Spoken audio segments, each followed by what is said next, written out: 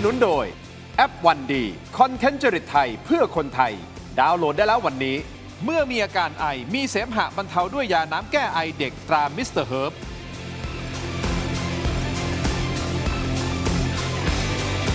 สวัสดีครับตอนนี้ทุกท่านเข้าสู่รายการถกไม่เถียงครับประเด็นที่ผมจะถกวันนี้ติดตามเรื่องของการเมืองไทยอย่างต่อเนื่องนะครับเมื่อวานนี้คุณไอติมนะคุณพฤทธิ์วัชรศิลป์นะครับรวมถึงคุณเป๋ายิ่งชีพไอรอเนี่ยมานั่งในรายการนะครับคุณผู้ชมครับก็ร่ายยาวเลยนะฮะถึงหลักฐานต่างๆนะฮะที่ให้เห็นว่ามีการโกงสวในครั้งนี้นะครับคุณผู้ชมครับไม่ว่าจะเป็นเส้นทางการเงินหลักฐานคลิปวิดีโอต่างๆนะครับคุณผู้ชมครับแต่มีอยู่ท่านหนึ่งฟาดกลับแบบแรงๆสวนแรงเลยบอกว่าถ้าหลักฐานไม่แน่นพอระวังติดคุกนะฮะแล้วบอกว่าเส้นเงินน่ะยังไปไม่ถึงบิ๊กเนมสักคนเลยนะครับส่วนกกตฮะก็ร่อนแถลงเลยนะครับคุณผู้ชมครับบอกว่าดุลยพินิจอิสระฮะไม่เป็นนะฮะนี่ปราศจากการแทรกแซงไม่ได้อยู่ภายใต้อานัตใครใดๆทั้งสิ้นคุณผู้ชมครับและยังมีคำว่าสุจริตโปร่งใสเป็นกลางและเที่ยงธรรมนี่คือแถลงการนะครับคุณผู้ชมครับและคุณสุประชัยใจสมุทรออกมาโพสต์ดักทางทันควันจี้ถามว่าสสฝ่ายค้านกดดันข่มขู่กกตแบบนี้เนี่ยมันผิดจริยธรรมสสหรือไม่แต่ช็อตเด็ดที่ทำเอาค่ายน้ำเงินสถานสะเทือนทั้งกระดานก็คือภาพไวรัล3ประสานครับแฮชแท็กนนพก็คือหนูเนพัฒน์ที่คุณอนุทินนะครับโพสต์สยบรอยร้าวหรือเปล่านี่ร้าวฉานปานเครมบูเล่แต่คล้อยหลังไม่กี่ชั่วโมงคุณผู้ชมครับต้องบอกว่าน่าจะเป็นประโยคเด็ดมากๆเลยนะครับก็คือภรรยาของท่านเนวินโพสต์ IG Story สวนเดือดบอกว่าเหลี่ยมจัดก็ตัดทิ้งฮะตัดใครทิ้งล่ะครับพอนักข่าวไปถามคุณอนุทินก็ซัดกลับดุเดือดก็ไปฟาดบอกว่านักวิเคราะห์การเมืองต่างๆนะอย่าหิวแสงเอาความเท็จมาพูดได้ยังไงนี่แน่นอนฮะไม่รู้นะฮะว่านักวิเคราะห์การเมือง2ท่านที่อยู่ในรายการเนี่ยหิวแสงหรือเปล่าหมายถึง2ท่านนี้หรือเปล่านะครับท่านแรกครับผู้อำนวยการสถาบันวิเคราะห์การเมืองและนโยบายนะครับรองศาสตราจารย์ดร.ธนพรศรียากุลครับสวัสดีครับสวัสดีครับและท่านหนึ่งครับนักวิชาการอิสระครับอาจารย์ศิโรจน์คำไพบูลย์ครับสวัสดีครับนี่ขอบคุณเดี๋ยวอาจารย์ศิโรจน์นี่ถกไม่เถียงหรือถกไม่เสี่ยมไม่รู้โอ้โหเปิดมาเนี่ยเอาแบบตรงไปตรงมาแต่ผมขออนุญาตอาจารย์ศิโรจน์นะครับนี่อาจารย์ธนพรอาจารย์จ๊ะไม่ได้มารายการนานประมาณเดือน2 เดือนแล้วนะฮะมัวแต่ไปตะลุยชายแดนไทยกัมพูชาอยู่แต่อาจารย์กลับมาพร้อมกับประเด็น2ไอเอางั้นเลยไอไม่รู้ไออย่างอาจารย์สงกรานต์อาจจะแก้ไอคุกหรือเปล่าผมไม่รู้นะฮะคุณผู้ชมแต่ไอของอาจารย์บอกว่าไอเต็มกับไอรอระวังติดคุกความหมายคืออะไรฮะก็ไม่ได้มีความหมายอะไรฮะก็ตรงไปตรงมาไงขยายหน่อยก็ถูกแจ้งความคดีหมิ่นประมาทนะครับอัตราโทษมันก็บอกแล้วจำคุกถูกไหมฮะก็คือถ้าเกิดศาลตัดสินนะครับว่าคุณกระทำผิดจริงก็มันมีคนไปแจ้งความใช่ไหมล่ะก็สวจังหวัดนั้นจังหวัดนี้ภูมิใจไทยเขาก็ประกาศเขาจะแจ้งความแล้วที่หมายปลายทางก็มีอยู่2อย่างถ้าไม่ยกฟ้องก็ติดคุกก็มีอยู่แค่นี้แต่อาจารย์กำลังมองว่าโอกาสติดคุกจะมากกว่าแล้วไม่ใช่ผมมองคนเดียวคุณไปดูโพสต์ของคุณชวนหลีกภัยก็มองไปในทิศทางเดียวกันคุณชวนยังบอกว่าเลยพลีชีพนะครับคือเรื่องนี้เนี่ยนะฮะผมต้องเคลียร์ก่อนนะครับอาจารย์ผมเนี่ยไม่ได้ปราบปลื้มกับเรื่องระบบเลือกสวต้องเอาให้ชัดก่อนเพราะเดี๋ยวหลายคนบอกอาจารย์จ้าไปโหนสวเหรอผมบอกไม่เกี่ยวเลยผมเนี่ยวิพากษ์วิจารณ์เรื่องนี้มานานแล้วนะครับแล้วผมบอกว่าวันนี้เนี่ยนะฮะถ้าเราเห็นว่าประเด็นเรื่องการเลือกสวมันมีปัญหาเนี่ยเปิดประชุมสภาสมัยหน้าเนี่ยเขาก็จะแก้รัฐธรรมนูญกันเราก็ต้องไปขับเคลื่อนกันตรงนั้นนะครับมันต้องเอาหลักกันตรงนี้ก่อนเดี๋ยวจะเห็นดีเห็นงามว่าผมเนี่ยนะครับแหมชอบระบบนี้ไม่เกี่ยวผมเนี่ยชอบแบบไหนรู้ไหมแบบไหนครับสวสำหรับผมต้องมาจากการเลือกตั้งโดยตรงนะครับสังกัดพรรคการเมืองก็ไม่เป็นไรเอากันให้ชัดๆไปเลยสำหรับผมไม่เห็นมีปัญหาเลยแต่การมาออกแบบเป็นแบบนี้เนี่ยมันก็เลยกลายเป็นประเด็นที่ต้องมาถกเถียงกันถูกไหมครับและการออกแบบนี้สังคมก็ถึงไปบอกว่าเฮ้ยคุณหัวกันอะไรกันเพราะนั้นอันนี้มันต้องแยกเรื่องก่อนนี่เรื่องที่1มันต้องเคลียร์กันตรงนี้ก่อนเรื่องที่2เนี่ยนะครับไอ้เรื่องที่มีความพยายามจะตรวจสอบอะไรกันอยู่ก็ทำไปผมก็สนับสนุนนะแต่ผมก็ต้องเรียนว่าหลักกติกาเนี่ยตอนนี้มันเป็นยังไงกติกาที่ใช้ในเรื่องนี้นะครับมันมีแค่2กติกาเท่านั้นแหละคือ1พระราชบัญญัติประกอบรัฐธรรมนูญการได้มาซึ่งวุฒิสภานะครับ2561แล้วก็2คือระเบียบกกตว่าด้วยการแนะนำตัว2567มันมีอยู่แค่นี้เราก็ไปดูหลักกันแค่นั้นเองนะครับ หลักในพระราชบัญญัติประกอบรัฐธรรมนูญมาตรามาตรา 61เขาบอกถ้ามีหลักฐานนะครับควรเชื่อได้ว่าผู้ใดเสนอให้สัญญาว่าจะให้เตรียมเพื่อจะให้เงินทรัพย์สินหรือประโยชน์อื่นใดเพื่อจูงใจให้ผู้สมัครหรือผู้มีสิทธิ์ลงคะแนนไม่ลงคะแนนให้ผู้ใดหรือลงให้ใครไอ้นี่มันเป็นข้อห้ามนะครับคือห้ามที่คุณจะไปขอโทษนะคุณจะไปออฟเฟอร์อะไรเขาอันนี้ไม่ได้ถูกคราวนี้ผมก็ต้องมาต่อหลายคนก็บอกว่าอ้าว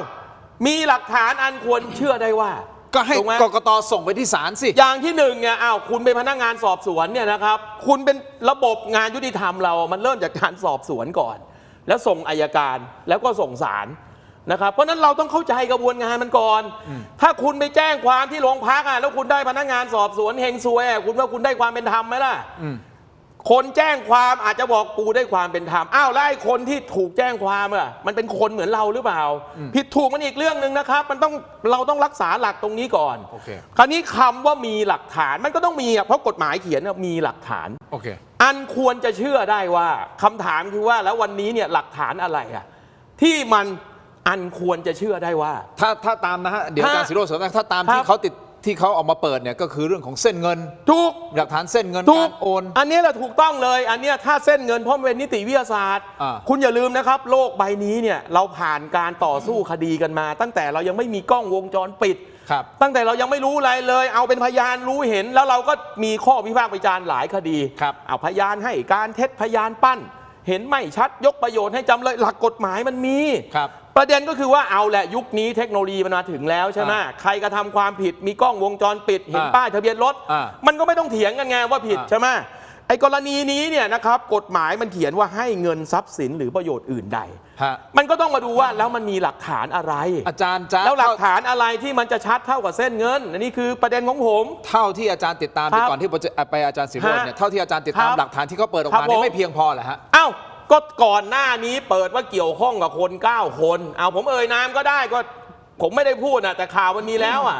ทั้งคุณอนุทินคุณพิพัฒน์สารพัดบิ๊กเนมในภูมิใจไทยถูกไหมครับผมก็บอกเฮ้ยสงสัยจะมีของคำถามคือว่าจนถึงวันนี้เนี่ยนะครับมีเส้นเงินไปถึง9 คนนี้หรือยังหลักผมมีแค่นี้ถ้าคุณคิดว่าจะยุบพรรคเขาเนี่ยมันก็ต้องไปดูถูกไหมครับมาตรา62โทษนะครับมาตรา62เนี่ยนะครับเขาบอกเลยว่าห้ามกรรมการบริหารพรรคเนี่ยเข้าไปยุ่งย่ามเรื่องสวก็หลักฐานเชิงประจักษ์มันมีไหมล่ะก็คนพวกนี้เป็นกรรมการบริหารพรรคทั้งนั้นถ้าคุณมีเส้นเงินภูมิใจไทยก็ต้องเข้าเกณฑ์นี้ก็โดนยุบไปมันก็หลักทั่วไปไม่เห็นมีอะไรเลยผมบอกว่าที่ผมพูดมาทั้งหมดเนี่ยผมเนี่ยว่าตามเกณฑ์เลยนะส่วนใครจะชอบเกณฑ์นี้ไม่ชอบเกณฑ์นี้มันก็ต้องไปแก้กันแต่เขากำลังจะบอกไม่ได้เกี่ยวเรื่องของการยุบพรรคสักทีเดียวแต่กำลังจะบอกว่ามันมีการโกงอย่างเป็นระบบของการเลือกสวเข้ามาคำถามมันคือว่าเราเห็นใช่ไหมว่าโน่นนี่นั่นอะไรก็แล้วแต่แต่กติกาเนี่ยมันห้ามให้เขาทำหรือเปล่าล่ะระเบียบกกตว่าโดยการแนะนำตัวไม่มีข้อห้ามตรงไหนเลยอย่างนี้นะครับเท่าที่อาจารย์ติดตามเท่ากับว่าอาจารย์บอกว่าหลักฐานยังไม่เพียงพอที่จะไปถึงใช่ไหมผมไม่ได้บอกว่าหลักฐานไม่เพียงพอผมบอกว่าถ้ามีหลักฐานเนี่ยมันเพียงพออยู่แล้วคำถามมันคือว่ามันมีจริงหรือเปล่าอาจารย์ศิโรจน์เท่านั้นแหละเพราะผมก็อยากจะให้หลักฐานมันมีนะมันจะได้ขึ้นสงสัยไงอาจารย์ศิโรจน์มองในประเด็นนี้อย่างไรว่าเมื่อวานนี้คุณพรวิทย์ก็มาคุณยิ่งชีพก็มาเขาบอกเนี่ยมันมีหลักฐานซึ่งเชื่อได้ว่าอาจจะมีการโกงเพราะฉะนั้นกกตควรจะเอาตรงนี้ส่งให้ศาลท่านเป็นคนพิจารณาคือผมว่าตอนนี้หลายประเด็นซ้อนกันมากเพราะอาจารย์จะพูดหลายเรื่องนะครับบางเรื่องเป็นเรื่องดีเบตว่าหลักฐานไหนควรเชื่อไม่ควรเชื่อบางเรื่องเป็นเรื่องของคดีนี้จะนำไปสู่การยุบพรรคหรือเปล่าซึ่งผมว่าเดี๋ยวจะสับสนนะครับผมว่าเอาอย่างนี้ก่อนคือเรื่องคดีโกงสวหรือหัวสวเนี่ยไม่ได้เกี่ยวกับเรื่องยุบพรรคนะครับส่วนใครจะไปบอกว่านี่เป็นเรื่องในการยุบพรรคผมว่าอันนั้นเป็นเรื่องที่อาจจะเป็นการตีความทางการเมืองเกินเลยไปนะครับเพราะว่าประเด็นณเวลานี้อยู่แค่ว่าหลักฐานต่างๆในการพิจารณาคดีนะครับหรือกระบวนการพิจารณาคดีวันนี้มันมีการพยายามจะเป่าคดีหรือเปล่าผมว่าประเด็นที่สังคมสงสัยอยู่ตรงนี้นะครับดังนั้นเมื่อสังคมสงสัยอยู่ตรงนี้ผมคิดว่าณเวลานี้นะครับมันมีเหตุให้สงสัยนะครับจริงๆเพราะอย่างเช่นนะครับเราก็เห็นแล้วว่าในกระบวนการพิจารณาคดีของกกตนะครับมีการตั้งอนุกรรมการขึ้นมานะครับอนุกรรมการชุดที่26บอกว่ามีมูล229มีมูลนะครับหลังจากนั้นอนุกรรมการ ก็กกตก็มีการตั้งอนุกรรมการชุดใหม่ชุดที่ 36 บอกว่า 229 คนไม่มีมูลเลย ทุกคนเป็นเทวดาหมดเลย ทั้ง 26 และ 36 เนี่ยมาจากกกตชุดใหญ่ทั้งคู่ ดังนั้นไอ้การประเมินที่ต่างกันอย่างเงี้ยมันทำให้คนสงสัยได้ว่ามันมีการเข้ามาแทรกแซงหรือไม่เป็นไปได้อย่างไรที่กกตชุดที่ 26 จะหูป่าตาเถื่อนจนกระทั่งเอาคนที่ไม่มีมูล 229 คนมามีมูลหมดใช่ไหมครับแล้วเป็นไปได้อย่างไรที่ก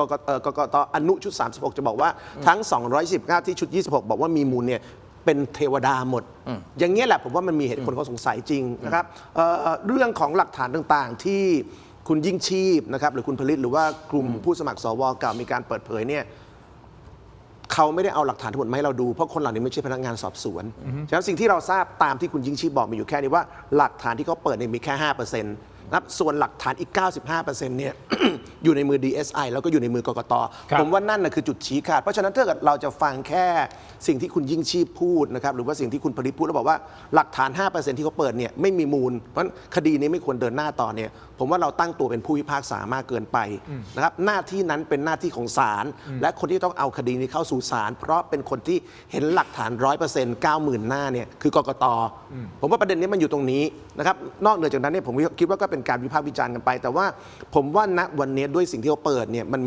มีทั้งบางประเด็นที่ผมคิดว่ามีมูลนะครับและมีบางประเด็นที่ผมคิดว่าอาจจะยังไม่ค่อยชัดเจนเท่าไหร่อย่างเช่นนะครับเรื่องที่เขาเปิดเรื่องของการโอนเงินของผู้ช่วยของพรรคภูมิใจไทยมีการโอนเงินไปให้10 คนที่อำเภอหนึ่งที่สุราษฎร์ธานีแล้ว10 คนนั้นไปสมัครสวทั้งหมดอย่างนี้เนี่ยผมคิดว่าอย่างเรื่องอย่างนี้เนี่ยถ้าบอกว่าไม่มีมูลมันไม่ได้แล้วแหละมันเป็นไปได้ยังไงที่ผู้ช่วยสสของพรรคการเมืองหนึ่งโอนเงินไปให้คน10 คนในอำเภอเดียวกันและทั้ง10 คนไปสมัครสวหมดแต่เขาอ้างไงว่าโอนเงินไปเพราะยืมเงินบ้างละอะไรบ้างต่างๆนานาก็อ้างได้หมดนะครับนู่นจ่ายค่าน้ำมันอะไรสมัยผมอ้างได้หมดนะครับประเด็นคือทำไมด้วยเหตุผลต่างๆนานาบังเอิญทั้ง10 คนไปลงสมัครสวหมดล่ะใช่ไหมครับมันจะมีสักกี่คนในโลกที่แบบเฮ้ยคุณบังเอิญโอนเงินยืมเงินคน10 คนแล้วบังเอิญทั้ง10 คนไปสมัครสวหมดใช่ไหมหรืออย่างเคสอำนาจเจริญที่เขามีการเปิดกันเนี่ยก็มีอย่างน้อย 3-4 คนที่เป็นประเด็นในลักษณะนี้ที่ไปร่วมกิจกรรมต่างแล้วต่อมากลายเป็นผู้ช่วยสวบางคนเป็นที่ปรึกษาสวบางคนหมดผมว่าอย่างเงี้ยถ้าเกิดเราบอกว่าเรื่องแบบนี้ไม่มีมูลเนี่ย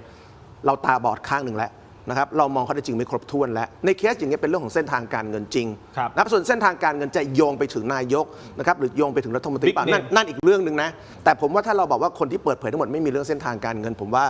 เราพูดไม่ครบแต่อาจารย์จะบอกตอนนี้ยังไม่มีอะไรที่ไปถึงบิ๊กเนมใช่ไหมที่อาจารย์บอกว่าบิ๊กเนมอย่างน้อย9 คนเราไม่เห็นสำนวนไงครับใช่ไหมครับแล้วผมคิดว่ามันก็ไม่ใช่หน้าที่ที่คุณยิ่งชีพหรือคุณผลิตจะเอามาเปิดเผยข้อมูลว่าเขามีข้อมูลโยงไปถึงบิ๊กเนมหรือเปล่าหน้าที่นั้นเป็นของกกต.ผมว่าประเด็นณเวลานี้คือเราอย่าตั้งตัวเป็นศาลหรือตั้งตัวเป็นพนักงานสอบสวนที่บอกว่ามันไม่มีข้อมูลเพราะว่าข้อมูลที่เขาเปิดเผยเนี่ยมันคือ 5% 95% เนี่ยอยู่ในมือกกต.ซึ่งกกต.นั่นแหละมีหน้าที่ตอบสังคมว่าคุณจะยื่นเรื่องไปยังศาลหรือคุณจะเป็นคนเซ็นเซอร์คดีไม่ถึงศาลถ้าอย่างนี้ผมถามอย่างนี้ได้ไหมครับเมื่อวานนี้เป็นอีกประเด็นที่มีการพูดคุยกันนะอาจารย์ศิโรจน์ครับกับคุณไอติมและคุณยิ่งชีพนะครับก็คือเขากังวลนะฮะว่าเรื่องนี้เนี่ยอาจจะไม่มีการส่งไปถึงศาลเนื่องจากว่า7 ท่านที่เป็นกกต.ปรากฏว่า4 ท่านใน7 ท่านนะฮะของกรรมการกกต.เนี่ยก็ได้รับการรับรองจากสวที่เขากำลังตรวจสอบอยู่ณตอนนี้ก็เลยทำให้เขากังวลอาจารย์ทั้ง2 ท่านคิดอย่างไรในประเด็นนี้พักกันสักครู่นะครับช่วงหน้ากลับมาติดตามครับ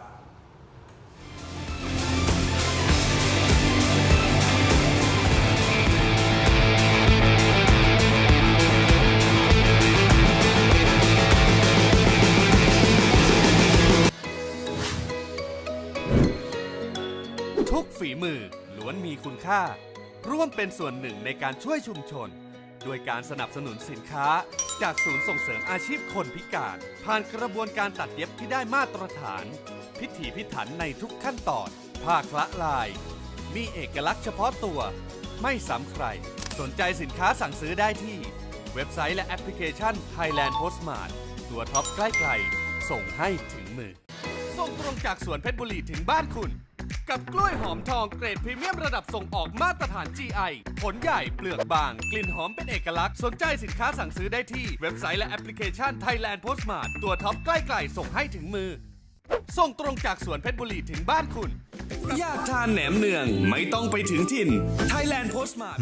ทำไมกลิ่นเหม็นอย่างนี้เนี่ยกลิ่นเหม็นแบบนี้ต้องจัดการด้วย Apps Urinol Apps Urinal ดับกลิ่นโถปัสสาวะเพื่อรสนิยมและภาพลักษณ์ที่ดีให้ห้องน้ำของคุณ อยากทานแหนมเนืองไม่ต้องไปถึงถิ่น Thailand Postmart พร้อมเสิร์ฟแหนมเนืองตัวท็อป 2 แบรนด์ดัง การันตียอดขายส่งตรงถึงบ้านคุณ แดงแหนมเนืองจากจังหวัดหนองคาย และวีทีแหนมเนืองจากจังหวัดอุดรธานี คัดสรรสินค้าตัวท็อปพร้อมเสิร์ฟความอร่อยสดใหม่ สนใจสินค้าสั่งซื้อได้ที่เว็บไซต์และแอปพลิเคชัน Thailand Postmart ตัวท็อปใกล้ๆส่งให้ถึงมือ ดีขนาดนี้อย่ารอช้า สายเกม สายลงทุน สาย AI สายเทคต้องไม่พลาด ลดราคาพิเศษให้ทันที 2,000 บาท BrainTech Tri Screen จอเสริมอัจฉริยะ เปลี่ยนโน้ตบุ๊กธรรมดาให้ทำงานพร้อมกันได้ถึง 4 จอ ดีไซน์พับเก็บง่าย พกพาสะดวก มี 2 รุ่นให้เลือก 17,900 บาทสำหรับรุ่น 14 นิ้ว และ 19,900 บาทสำหรับรุ่น 16 นิ้ว สั่งซื้อออนไลน์ได้แล้ววันนี้เพียง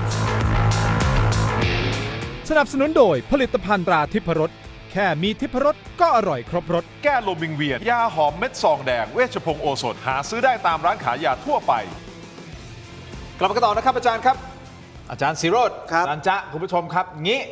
เรามาดูสิ่งที่กกต.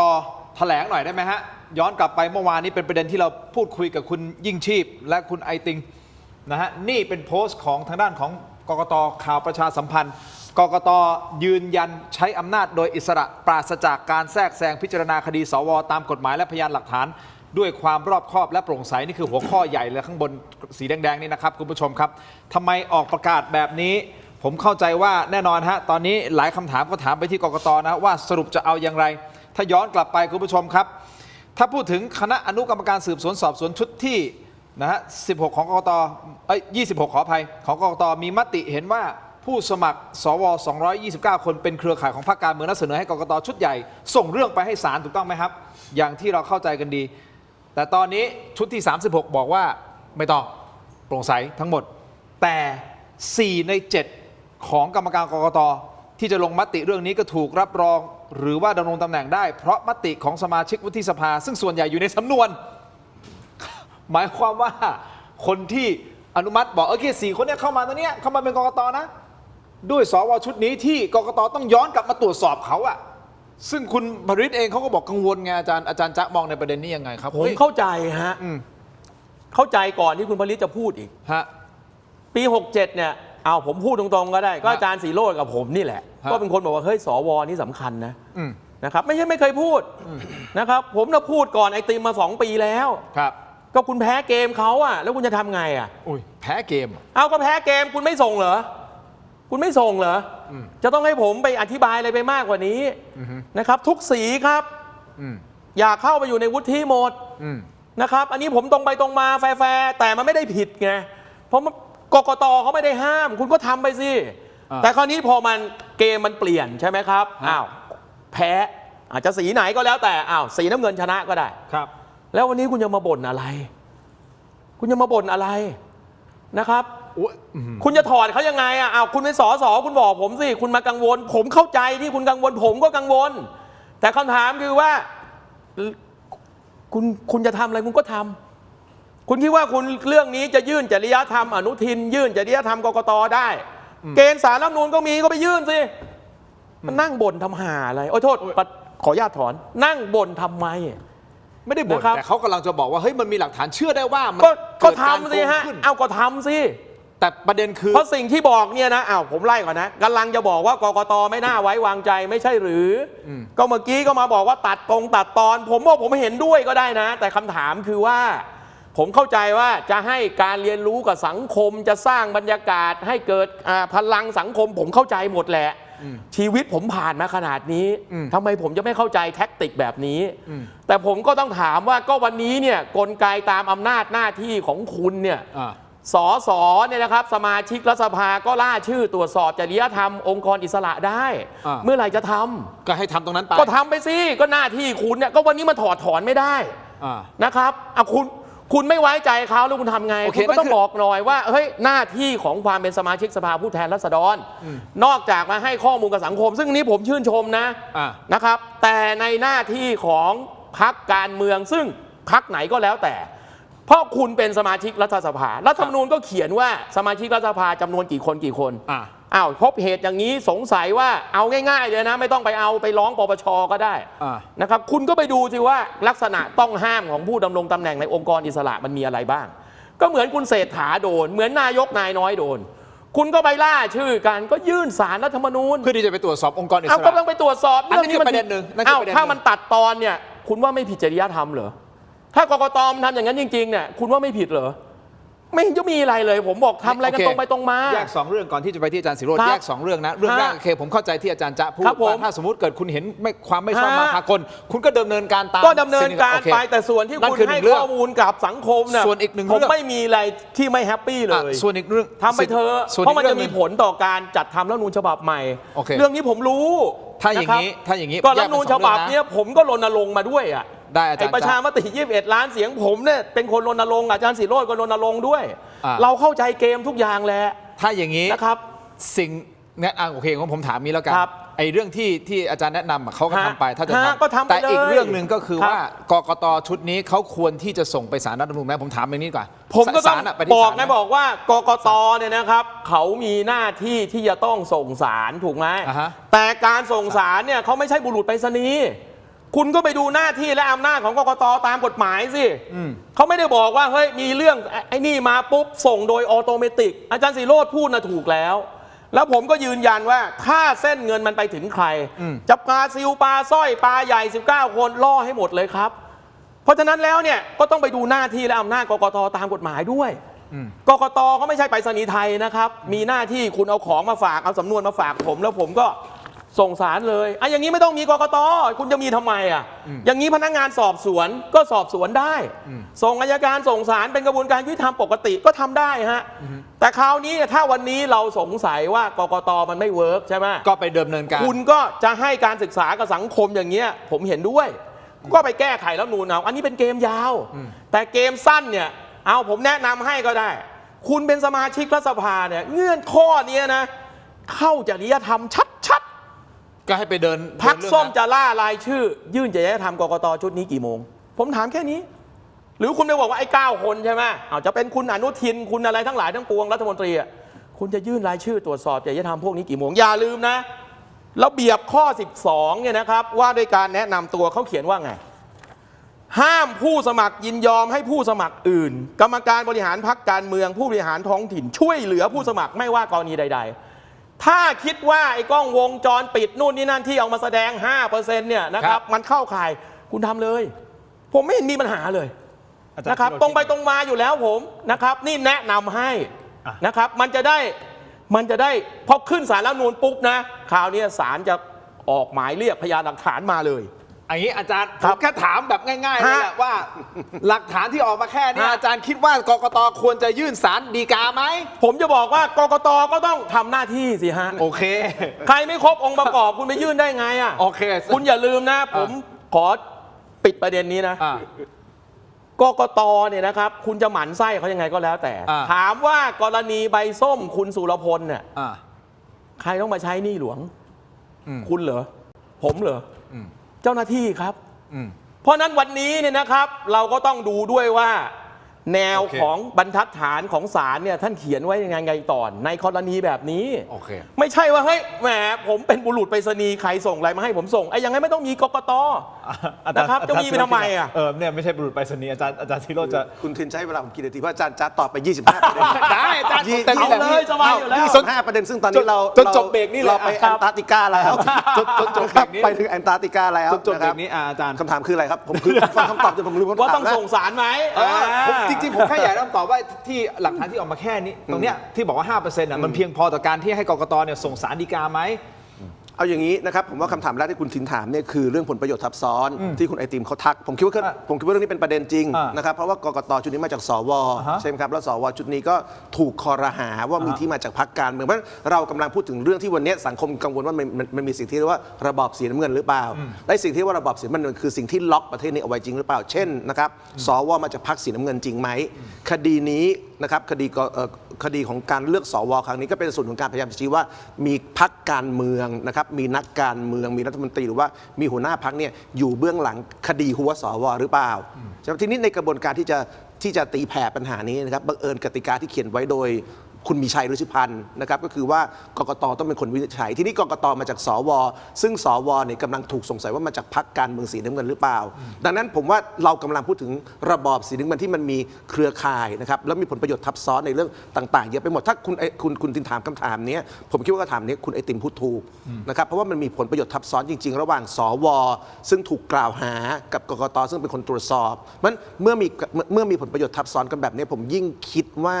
กกตควรจะต้องส่งนะครับเหตุผลที่กกตต้องส่งไม่ใช่เพราะกกตเป็นบุรุษไปรษณีย์นะแต่เหตุผลคือกกตเนี่ยมีหน้าที่ในกระบวนการทั้งหมดนี้คือการชี้มูลนะครับกกตไม่ได้มีหน้าที่ตัดสินว่าเรื่องนี้ใครถูกหรือใครผิดด้วยซ้ำเพราะฉะนั้นถ้าเกิดเรามาเถียงเรื่องนี้กันว่าเรื่องนี้สิ่งที่คุณผลิตพูดน่าเชื่อถือไหม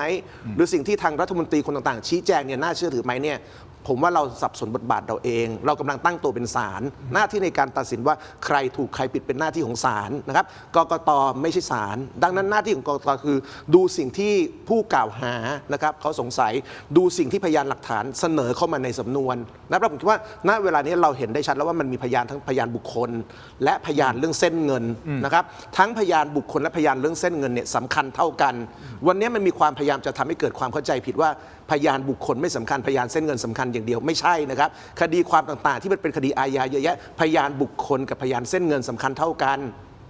นะครับไม่ใช่บอกว่าพยานบุคคลไม่สำคัญนะครับคดีนี้มีทั้งพยานบุคคลและพยานที่เป็นเส้นเงินและพยานบุคคลมีจำนวนมากแล้วนอกเหนือจากพยานบุคคลก็มีวัตถุพยานเช่นคลิปนะครับเช่นบันทึกการพูดคุยของคนอย่าลืมว่าเราเคยมีเหตุการณ์ที่กกตเนี่ยได้ตัดสิทธิผู้สมัครสว2 รายไม่ลงสมัครสวเพียงเพราะมีแชทการคุยกันว่าใครจะเลือกใครนั่นคือด้วยบรรทัดฐานของกกตเองยังไม่ถึงขั้นเส้นเงินเลยนะครับแค่มีผู้สมัครสว2 คนแชทว่าเราจะเลือกกันและกันตัดสิทธิ์ทั้งคู่นั่นไม่มีเส้นเงินนะครับนี่คือบรรทัดฐานกกตเองเพราะฉะนั้นวันนี้นะครับด้วยพยานเท่าที่คุณผลิตเขาพูดนะครับหรือว่าด้วยข้อมูลเท่าที่ผู้ซึ่ง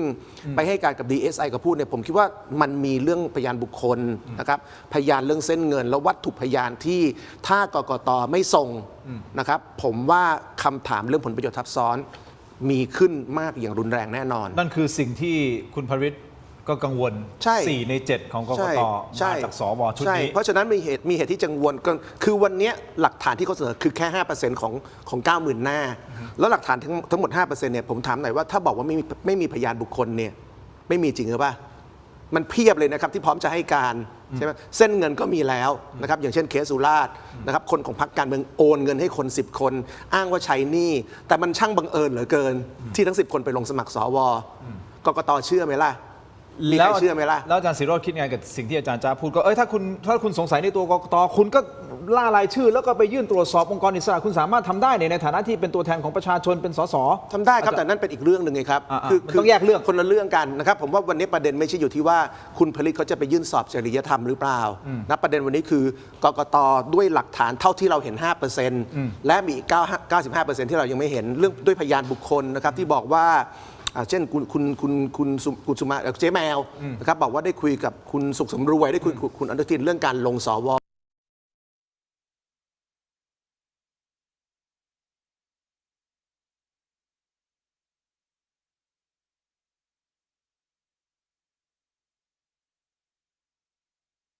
นะครับไม่ใช่บอกว่าเขาถูกหรือผิดนะครับแต่พยานบุคคลแบบนี้กกตควรส่งศาลไหมให้ศาลตัดสินไหมหรือว่าเรื่องเส้นเงินนะครับที่คนของพรรคการเมืองโอนให้10 คนเฉพาะ10 คนในอำเภอเดียวกันนะครับแล้วทั้งหมดไปลงสมัครสวอย่างเงี้ยมีมูลไหมถ้ากกตบอกว่าไม่มีมูลหรือใครบอกไม่มีมูลผมว่าคุณผลประโยชน์บังตาใช่ไหมครับคน10 คนรับเงินจากคนคนเดียวแล้วไปสมัครสวดังนั้นถ้ากกตไม่ส่งผมว่าสังคมจะยิ่งระแวงแล้วอย่าลืมว่าในบรรดาองค์กรอิสระต่างๆเนี่ยครับกกตเป็นองค์กรที่คนตั้งคำถามเยอะอยู่แล้วถ้าคุณทินจำได้สมัยปี62จำได้ไหมครับเกิดเหตุการณ์ที่มีการปรับสูตรการนับคะแนนยุคนั้นรู้สึกอนาคตใหม่จะได้85แต่พออนาคตใหม่ได้85กกตมีการปรับสูตรจนอนาคตใหม่รู้สึกจะเหลือ50หรือ65ผมจำไม่ได้เพราะฉะนั้นต้องยอมรับความจริงว่ากกตเนี่ยนะครับเป็นองค์กรอิสระที่มีประเด็นหลายเรื่องให้คนคลางแคลงใจไม่ใช่จากเรื่องนี้แต่มาจากเรื่องอื่นๆในอดีตด้วยหลังจากกกตออกแถลงการคุณผู้ชมครับล่าสุดเมื่อคืนเวลาประมาณสัก 21 นาฬิกานะครับคุณสุประชัยใจสมุทรอาจารย์จ๊ะครับผมอาจารย์ศิโรจน์ครับซึ่งท่านเป็นสสพรรคภูมิใจไทยนะฮะท่านก็ออกมาโพสต์นะฮะนี่ครับโพสต์แบบนี้ ก็คือดักทางฝ่ายค้านทันควันอ้างข้อกฎหมายย้ำชัดว่าพนักงานไต่สวนหรืออนุกรรมการเป็นแค่ผู้รวบรวมพยานหลักฐานแต่คนที่มีอำนาจชี้ขาดคือบอร์ดกกตชุดใหญ่นะครับซึ่งไม่ได้ผูกพันว่าจะต้องเชื่อตามอนุพร้อมฝากคำเตือนสติแบบเจ็บๆบอกว่าหลายวันที่ผ่านมามีสมาชิกสภาผู้แทนราษฎรบางคนกล่าวหาข่มขู่คณะกรรมการการเลือกตั้งน่าคิดว่าการกล่าวเช่นนั้นเป็นการผิดจริยธรรมของผู้ดำรงตำแหน่งสมาชิกสภาผู้แทนราษฎรหรือไม่โอ้ยโพสต์อย่างนี้สะเทือนฮะคุณผู้ชมขออนุญาตพักสักครู่สั้นๆฮะเดี๋ยวช่วงหน้ากลับมาขยายประเด็นนี้กันต่อครับสักครู่เดียวครับ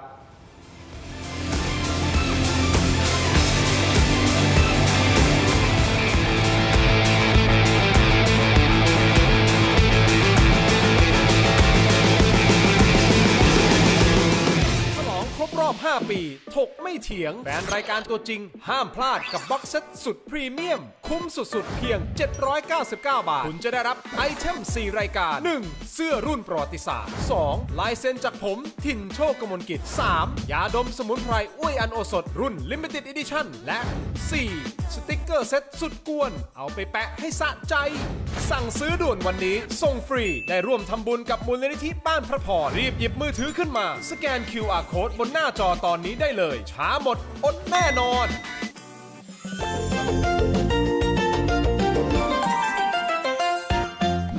นิทานเรื่องภารกิจปลุกพลังกำไลวิเศษณมุมโปรดบนโซฟานุ่มฝันดีเล่นเกมมาตั้งแต่เช้าจนตอนนี้ดวงตาเริ่มพร่ามัวและร่างกายรู้สึกหนักอึ้งคุณแม่กระต่ายเดินเข้ามาพร้อมกับกำไลหม่นแสงอันหนึ่งฝันดีสวมกำไลแต่มันกลับแสดงพลังเพียง 10% หนูไม่มีแรงเลยค่ะคุณแม่กำไลนี้ก็เหมือนดอกไม้ในใจถ้านั่งนิ่งจะเหี่ยวเฉาต้องขยับร่างกายถึงจะผลิบานอีกครั้งเธอจึงฝืนลุกขึ้นเดินไปที่สนามหญ้าในสวนสาธารณะขี้เกียจจังเลยแต่แล้วลูกบอลสีแดงก็กลิ้งมาชนเท้าฝันดีโยนลูกบอลมาให้เราหน่อยสิฝันดีลองออกแรงโยนบอลกลับไปทันใดนั้นกำไลสว่างขึ้นเป็น 20% ความตื่นเต้นทำให้เธอเริ่มวิ่งเข้าไปหาเพื่อนๆทุกก้าวที่วิ่งและทุกครั้งที่รับส่งบอลกำไลจะสว่างขึ้นเรื่อยๆในที่สุดกำไลส่องแสงจ้าพุ่งแตะ 100% เธอค้นพบความลับว่าความขี้เกียจคือความมืดที่ดูดพลังแต่การขยับคือแสงสว่างที่ชาร์จพลังให้เราสนุกได้ทั้งวัน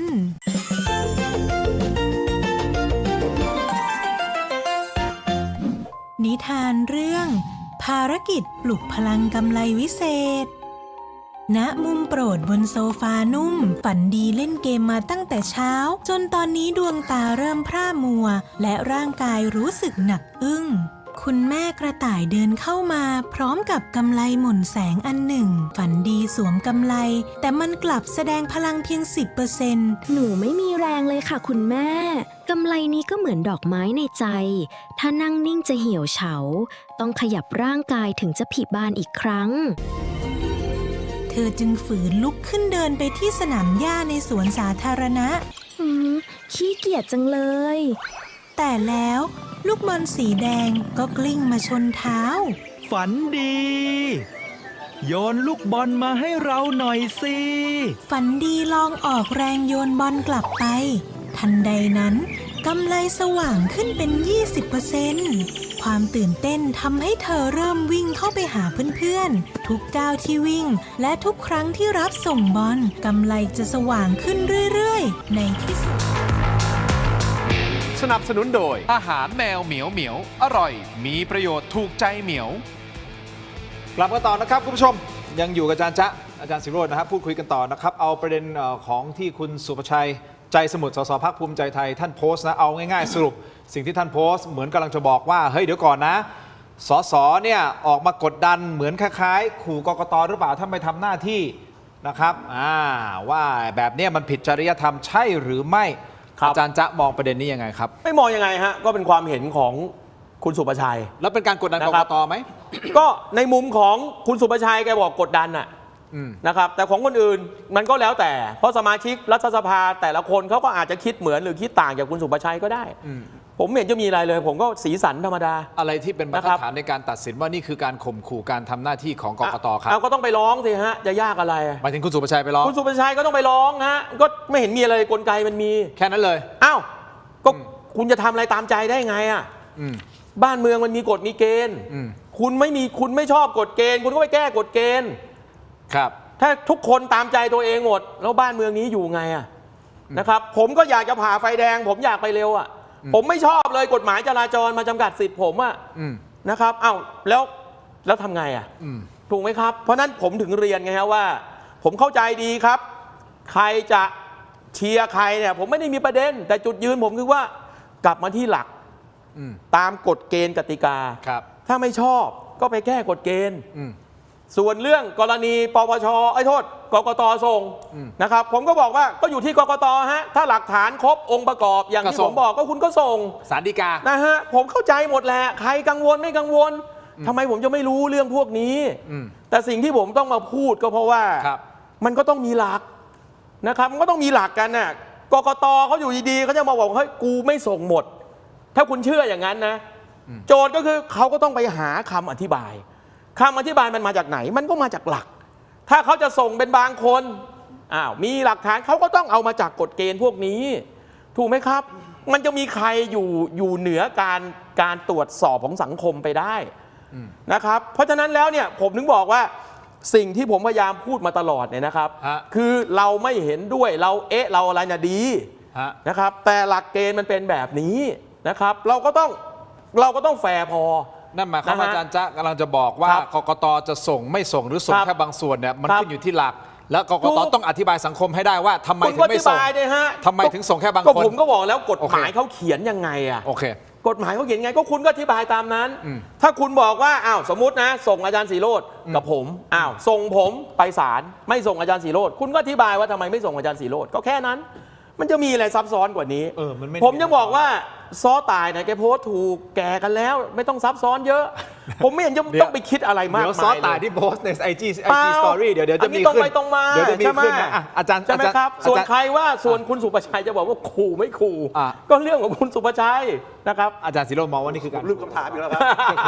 ขู่กกตไหมอย่างที่คุณสุประชัยบอกแบบนี้มันข่มขู่กกตนะการทำหน้าที่ของเขาอาจจะแหมผมไม่อยากวิจารณ์คุณสุประชัยแต่ว่า คุณสุประชัยเนี่ยนะครับคงเป็นคนขวัญอ่อนเกินไปแล้วกันทำไมนะครับเพราะว่าผมไม่เห็นสิ่งที่คุณพริตนะครับหรือพรรคประชาธิปัตย์หรือใครก็ตามที่พูดเรื่องนี้เขาไปข่มขู่อะไรกกตนะครับเขาพูดถึงการทำงานของกกตว่ามีผลประโยชน์ทับซ้อนหรือเปล่าเขาพูดว่าด้วยพยานหลักฐานที่เขามีนะครับหรือว่าด้วยคนที่ได้ไปให้การกับกกตได้ไปให้การกับ DSI มาเนี่ยมันมีข้อมูลมาแบบนั้นแบบนี้ผมไม่คิดว่าการที่คุณพริตนะครับหรือคุณยิ่งชีพนะครับหรือคนซึ่งได้ไปให้การกับ DSI กับหน่วยงานรัฐแล้วเนี่ยเอาข้อมูลที่ได้ให้การเนี่ยมาเล่าให้สังคมฟังว่าเขาได้ให้การอะไรไป และอะไรที่คุณคิดว่าเป็นข้อมูลที่สำคัญเนี่ยนั่นคือการข่มขู่กกต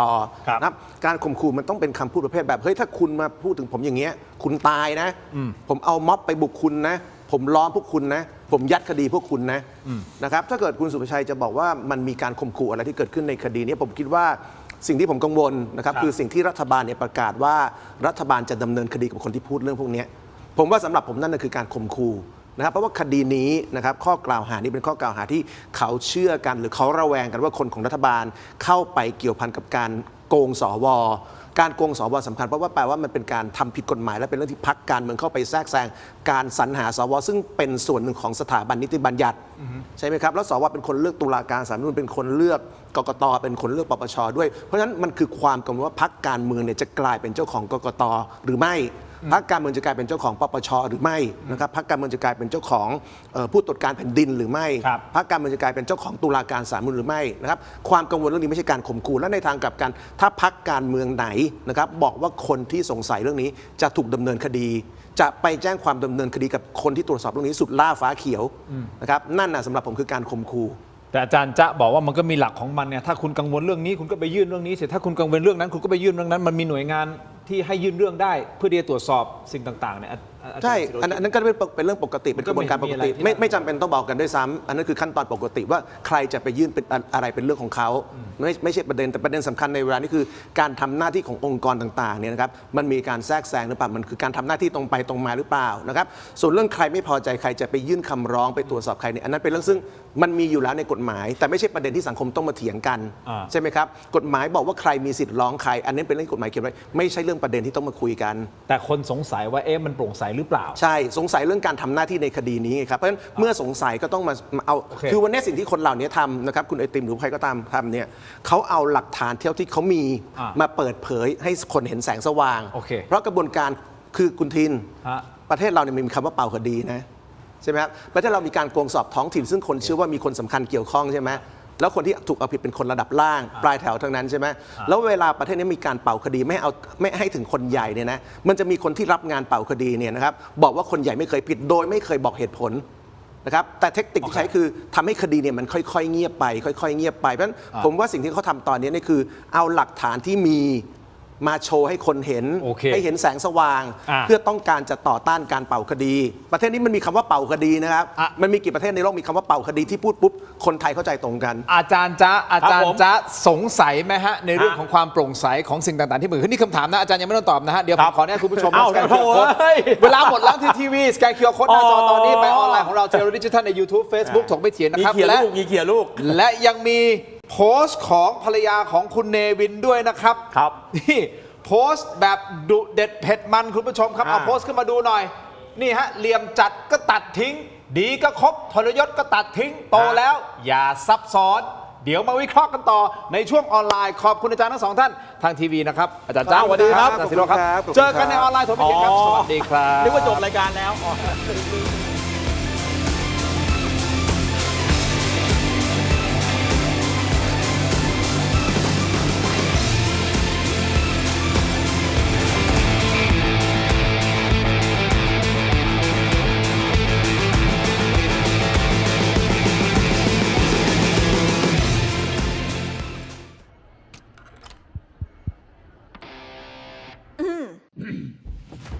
ไมบาซิน OTC รสส้มและรสมะนาวยาอมบรรเทาอาการเจ็บคอช่วยระงับเชื้อในปากและลำคอจากเกรเตอร์ฟาร์มาโปรดอ่านคำเตือนในฉลากก่อนใช้ยา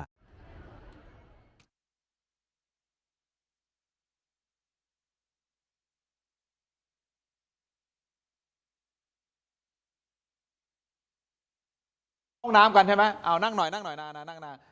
จัดรายการเนี่ยจัดรายการ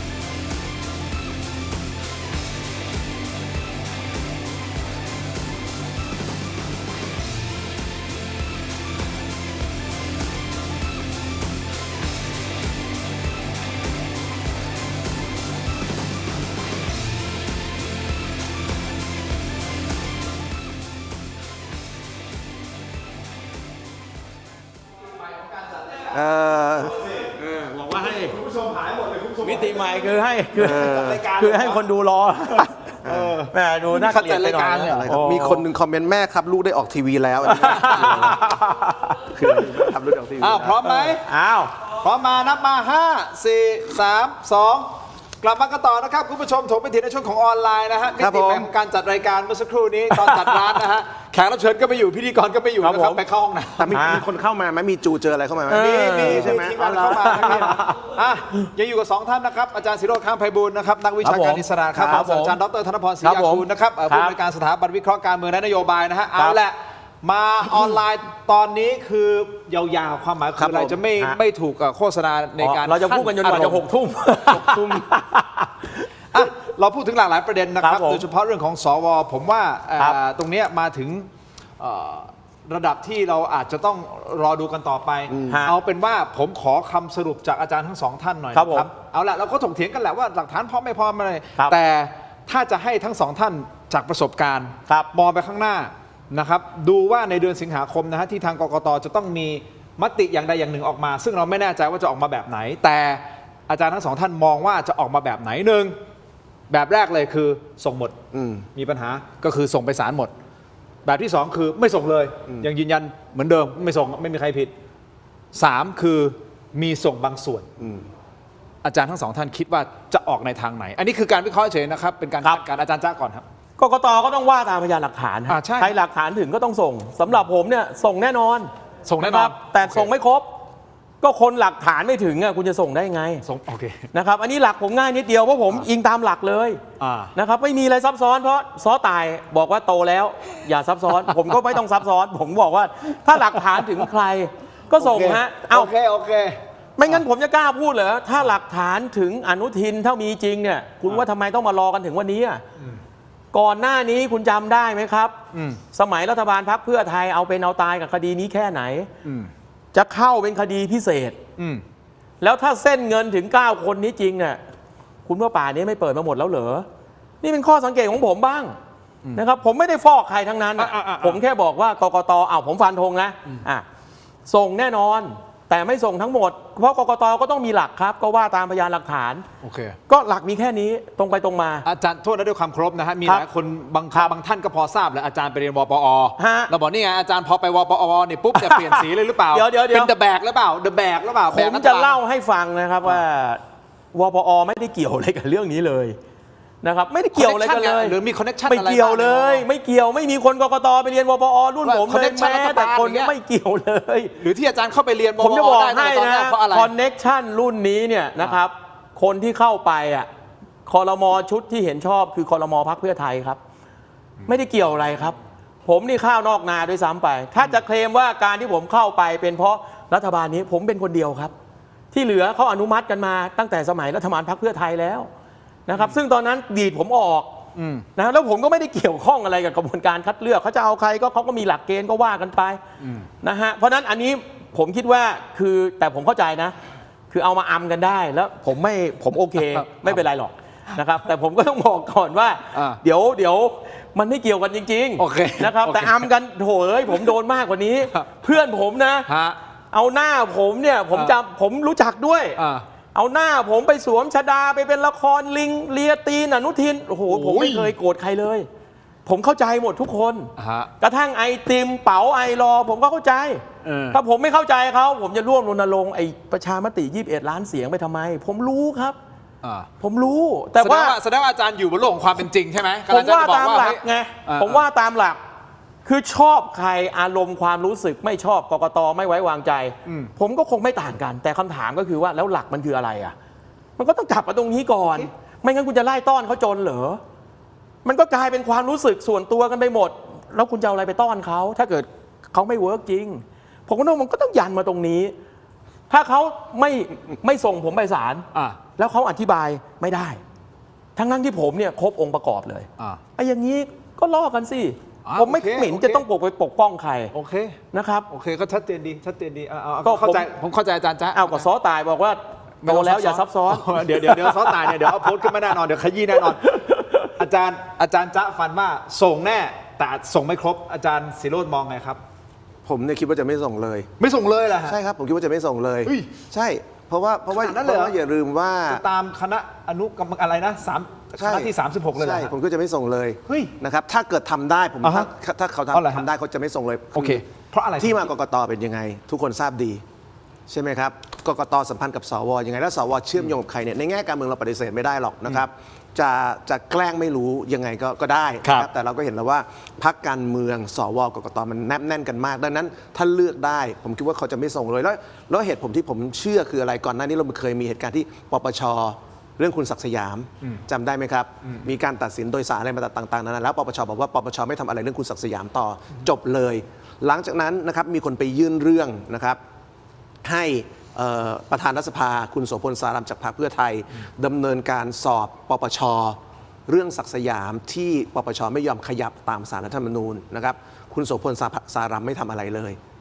แช่แข็งไปเรื่อยๆเพราะวันนี้ปัญหาประเทศไทยคืออย่างนี้นะครับเราจะพูดว่าวันนี้มีระบบการตรวจสอบอะไรก็ตามแต่วันนี้ทุกระบบเนี่ยมันมีการล็อกนะครับโดยเครือข่ายของคนบางกลุ่มมันคือภาวะที่ประเทศไทยเนี่ยผมว่าในยุคหนึ่งนะครับที่พรรคการเมืองบางสีเป็นรัฐบาลเราเคยเจอปรากฏการณ์แบบนี้นะครับที่พรรคการเมืองบางสีทำอะไรก็ไม่ผิดหรือในเวลาที่ฐานมีอำนาจผมคิดว่าเราก็เคยเจอภาวะแบบนี้ที่เวลามีคนไปยื่นคำร้องนะครับที่เกี่ยวกับทหารเกี่ยวกับในพลหรือเกี่ยวกับพรรคการเมืองที่ใกล้ชิดทหารเนี่ยนะครับก็ไม่เคยมีความผิดอะไรเลยแม้แต่เรื่องเดียว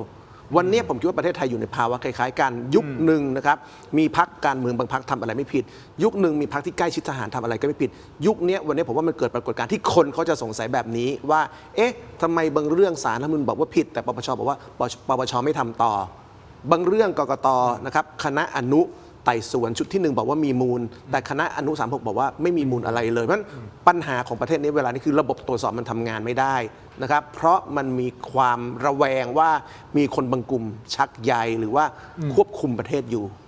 การตรวจสอบมันเลยไม่เกิดดังนั้นถ้ากกตทำได้ด้วยความเกรงใจคนที่เกี่ยวข้องกับเขาเนี่ยเขาคงจะไม่ส่งแต่ถ้าทำไม่ได้นะครับเพราะว่าหลักฐานต่างๆที่มีการเปิดมันยันไม่ไหวเนี่ยเขาคงส่งระดับปลาซิวปลาสร้อยและนั่นคือสิ่งที่สังคมไทยเรียกว่าการเป่าคดีมันก็จะจบเหมือนเรื่องคดีโกงสอบท้องถิ่นใช่ไหมครับที่มีคนแค่สูงสุดระดับอธิบดี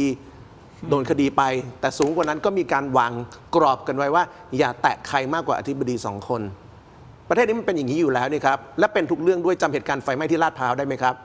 ตอนนั้นเราพูดกันว่าจะมีการตรวจสอบผอ.เขตนะครับจะมีการตรวจสอบตำรวจนครบาลว่าทำไมปล่อยปละละเลยวันนี้คนตายจากวันนั้น20 กว่าวันนี้พุ่งมาเป็น36 ศพแล้วไม่มีใครพูดเรื่องตรวจสอบผอ.เขตแล้วครับแล้วก็ไม่มีใครพูดเรื่องจะตรวจสอบนครบาลด้วยว่าทำไมปล่อยให้มีการปล่อยปละละเลยจำเรื่องรถไฟชนรถเมล์ที่แยกอโศกได้ไหมครับตอนนั้นบอกว่าจะมีการเปลี่ยนแปลงระบบจราจรต่างๆจะมีการเอาเจ้าหน้าที่ไปคุมวันนี้ไปดูแยกนั้นทุกอย่างเหมือนเดิมครับประเทศนี้เป็นแบบนี้ครับมันถึงมีสำนวนว่าเป่าคดีขายผ้าเอาหน้ารอดนะครับช้างตายทั้งตัวเอาใบบัวปิดแล้วก็มิดอาจารย์จะคิดว่ามีการเป่าคดีไหมในประเทศไทยคือคำถามที่อาจารย์ศิโรจน์พูดเนี่ยนะครับผมก็ไม่ได้แปลกใจอะไรจริงๆเรื่องนี้เนี่ยนะครับผมอ่านในคอมเมนต์เนี่ยนะครับก็ด่าผมกันทุกคนนะครับก็ไม่เป็นไรฮะยิ่งด่าก็เข้าใจกันดีอาจารย์บอกด่าไม่ครับผมรอแต่ผมจะบอกว่าเรื่องแบบนี้เนี่ยนะครับผมโตมาขนาดนี้ทำไมผมจะไม่เข้าใจนะครับแต่ว่าวันนี้เนี่ยผมก็ต้องตั้งคำถามเนี่ยแล้วไงมีปัญญาล้มเขาไหมคุณบอกว่าพรรคภูมิใจไทยมันแย่น่ะเลือกตั้งคุณยังแพ้เขาเลยนะครับแพ้ด้วยคุณจะไปบอกว่าอะไรก็แล้วแต่คุณต้องยอมรับไหมล่ะ190 กับ 120อย่าลืมนะลงเลือกตั้งมา3 ครั้งผมไม่ได้มีอะไรนี่ผมว่าตามผลทางปรากฏการณ์ที่ออกมาแพ้คือแพ้ก็ไปรวบรวมกำลังก็สู้ใหม่ผมนึกบอกผมเข้าใจที่ไอติมพูดที่เป๋าพูดผมรู้ฮะก็จะไปลื้อรัฐธรรมนูญกันผมก็เอาด้วยไม่ได้มีอะไรนี่นะครับแต่จะบอกว่าเฮ้ยวันนี้จะให้ผมนะจะมาไม่ไปพูดในเรื่องที่เฮ้ยหลายคนน่ะไม่อยากฟังไม่อยากฟังก็อุดหูฮะสำหรับผมไม่ยากหน้าที่ผมก็ต้องมาพูดแบบนี้แล้วในความเป็นจริงเนี่ยอำนาจเนี่ยครับคุณล้มเขาไม่ได้อ่ะคุณก็ขี้ตีนเขาคุณจะมาอะไรคุณจะมาบ่นอะไรหน้าที่ของคุณคือมึงแน่จริงมึงล้มเขาไม่ได้สิก็อีก4 ปีก็เลือกตั้งไม่ใช่เหรอถ้าคิดว่าระบอบน้ำเงินเนี่ยของภูมิใจไทยมันทำความอัปยศอดสูให้บ้านเมืองนี้อีก4 ปีคุณก็อย่าไปเลือกเขาผมว่าระบบมันก็เป็นแบบนี้ครับถึงตอนนั้นเนี่ยนะครับภูมิใจไทยไม่ได้สักคนหนึ่งคุณก็จะไม่เห็นอนุทินไม่เห็นใครต่อใครคุณจะไปเลือกพรรคไหนเป็นรัฐบาลก็สิทธิ์ของคุณก็ทำไปสิใช่ไหมครับผมไม่ได้บอกว่าเฮ้ยแหมมันจะทุกอย่างนะครับมันจะหดหู่ผมไม่มีคิดอย่างนั้นแต่ผมก็ต้องพูดความจริงว่าก็บ้านเมืองนี้เราบ่นได้เราไม่แฮปปี้ แต่คำถามคือว่าไอ้แทนที่จะบ่นด่าอย่างเดียวเนี่ยผมถามหน่อยมึงแอคชั่นอะไรกันบ้างผมถามแค่นี้มึงแอคชั่นอะไรกันบ้างนะครับผมคิดว่าวันนี้บ้านเมืองอ่ะคนบ่นคนด่ามันเยอะนะครับแต่คำถามว่าไอ้คนแอคชั่นนะมันคือใครนะฮะด่าอนุทินวันนี้เอาคุณช่วยล้มอนุทินให้ดูหน่อยเอาคุณจะทำยังไงก็เอาเลยจะชุมนุมกันก็ได้เอาแบบปี63อย่างไรก็ทำไปสิสิทธิเสรีภาพรัฐธรรมนูญรองรับอยู่แล้วนะครับก็ทำกันไปไม่เห็นจะมีปัญหาอะไรเลยนะครับแต่ผมแค่บอกว่าอย่านึกว่าพวกอนุรักษ์นิยมมันโง่เพราะทุกวันนี้เรานะคิดว่าอนุรักษ์นิยมไทยนะโคตรโง่เลยเป็นควายบ้าหรือเปล่าวันนี้เนี่ยอนุรักษ์นิยมไทยนะโคตรเรซิเลียนเลยนะครับพลิ้วอ่อนตัวผมจะบอกว่าพวกเสรีนิยมสายก้าวหน้าซะอีกกระบวนท่าเองอะนะเหมือนบอลอาร์เจนตินาเลยนะครับจับทางได้ตอดนิดตอดหน่อยสเปนนี่นะครับมีหลายกระบวนท่าไม่ต้องมีสตาร์ดังทั้งทีมมีดังคนเดียวอย่าเมาแต่เวลาเขาขึ้นบอลเนี่ยเขาขึ้นทั้งทีมผมจะบอกให้คุณแก้ทางบอลเขาได้ยัง คุณจะแก้ทางบอลเขาได้คุณไปฝึกฝีมือครับผมเนี่ยเข้าใจฮะไอ้เรื่องคอมเมนต์ไอ้เรื่องภาพรวมเนี่ย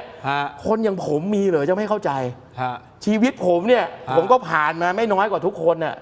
แล้วก็อย่าไปคิดว่าผมจะไปหลงไหลได้ปลื้มกับเรื่องแบบนี้เพราะถ้าผมหลงไหลได้ปลื้มผมจะไปใส่เสื้อรณรงค์ทำไม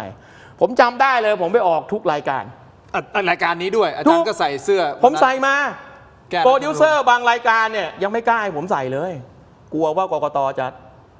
ที่บอกว่าอะไรนะรณรงค์ให้ผมต้องบอกว่าอะไรไหมถ้ากกตเขาจะบอกว่าผิดกฎนะเขามาดำเนินกับผม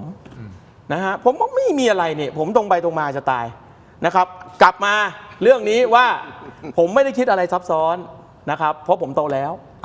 โอเคเพราะซอต่ายว่าโตแล้วอย่าซับซ้อนโตแล้วอย่าซับซ้อนไหนๆก็พูดถึงซอต่ายพูดแล้วคุณผู้ชมครับไปที่คุณอนุทินก่อนนะฮะก่อนที่จะไปเรื่องของซอต่ายนะคุณผู้ชมครับก็เป็นภาพไวรัลนะครับเป็นภาพประวัติศาสตร์อีกหน้าหนึ่งหรือเปล่าสยบรอยร้าวเอาขึ้นมาหน่อยนี่แหละครับสัมพันธ์แฮชแท็กนนพร้าวฉานปานเครมบรูเล่คุณผู้ชมครับโพสต์นี้เกิดขึ้นหลังจากมีกระแสข่าวมาอย่างต่อเนื่องบอกว่าความไม่ลงรอยกันในพรรคภูมิใจไทยโดยเฉพาะ3ท่านนี้แหละครับก่อนหน้านี้ท่านนายกก็ได้ริบตำแหน่งคืนจากคุณพิพัฒน์ไม่ว่าจะเป็นคำสั่งดึงงานกำกับดูแลเขตพัฒนาพิเศษภาคตะวันออกก็คือ EEC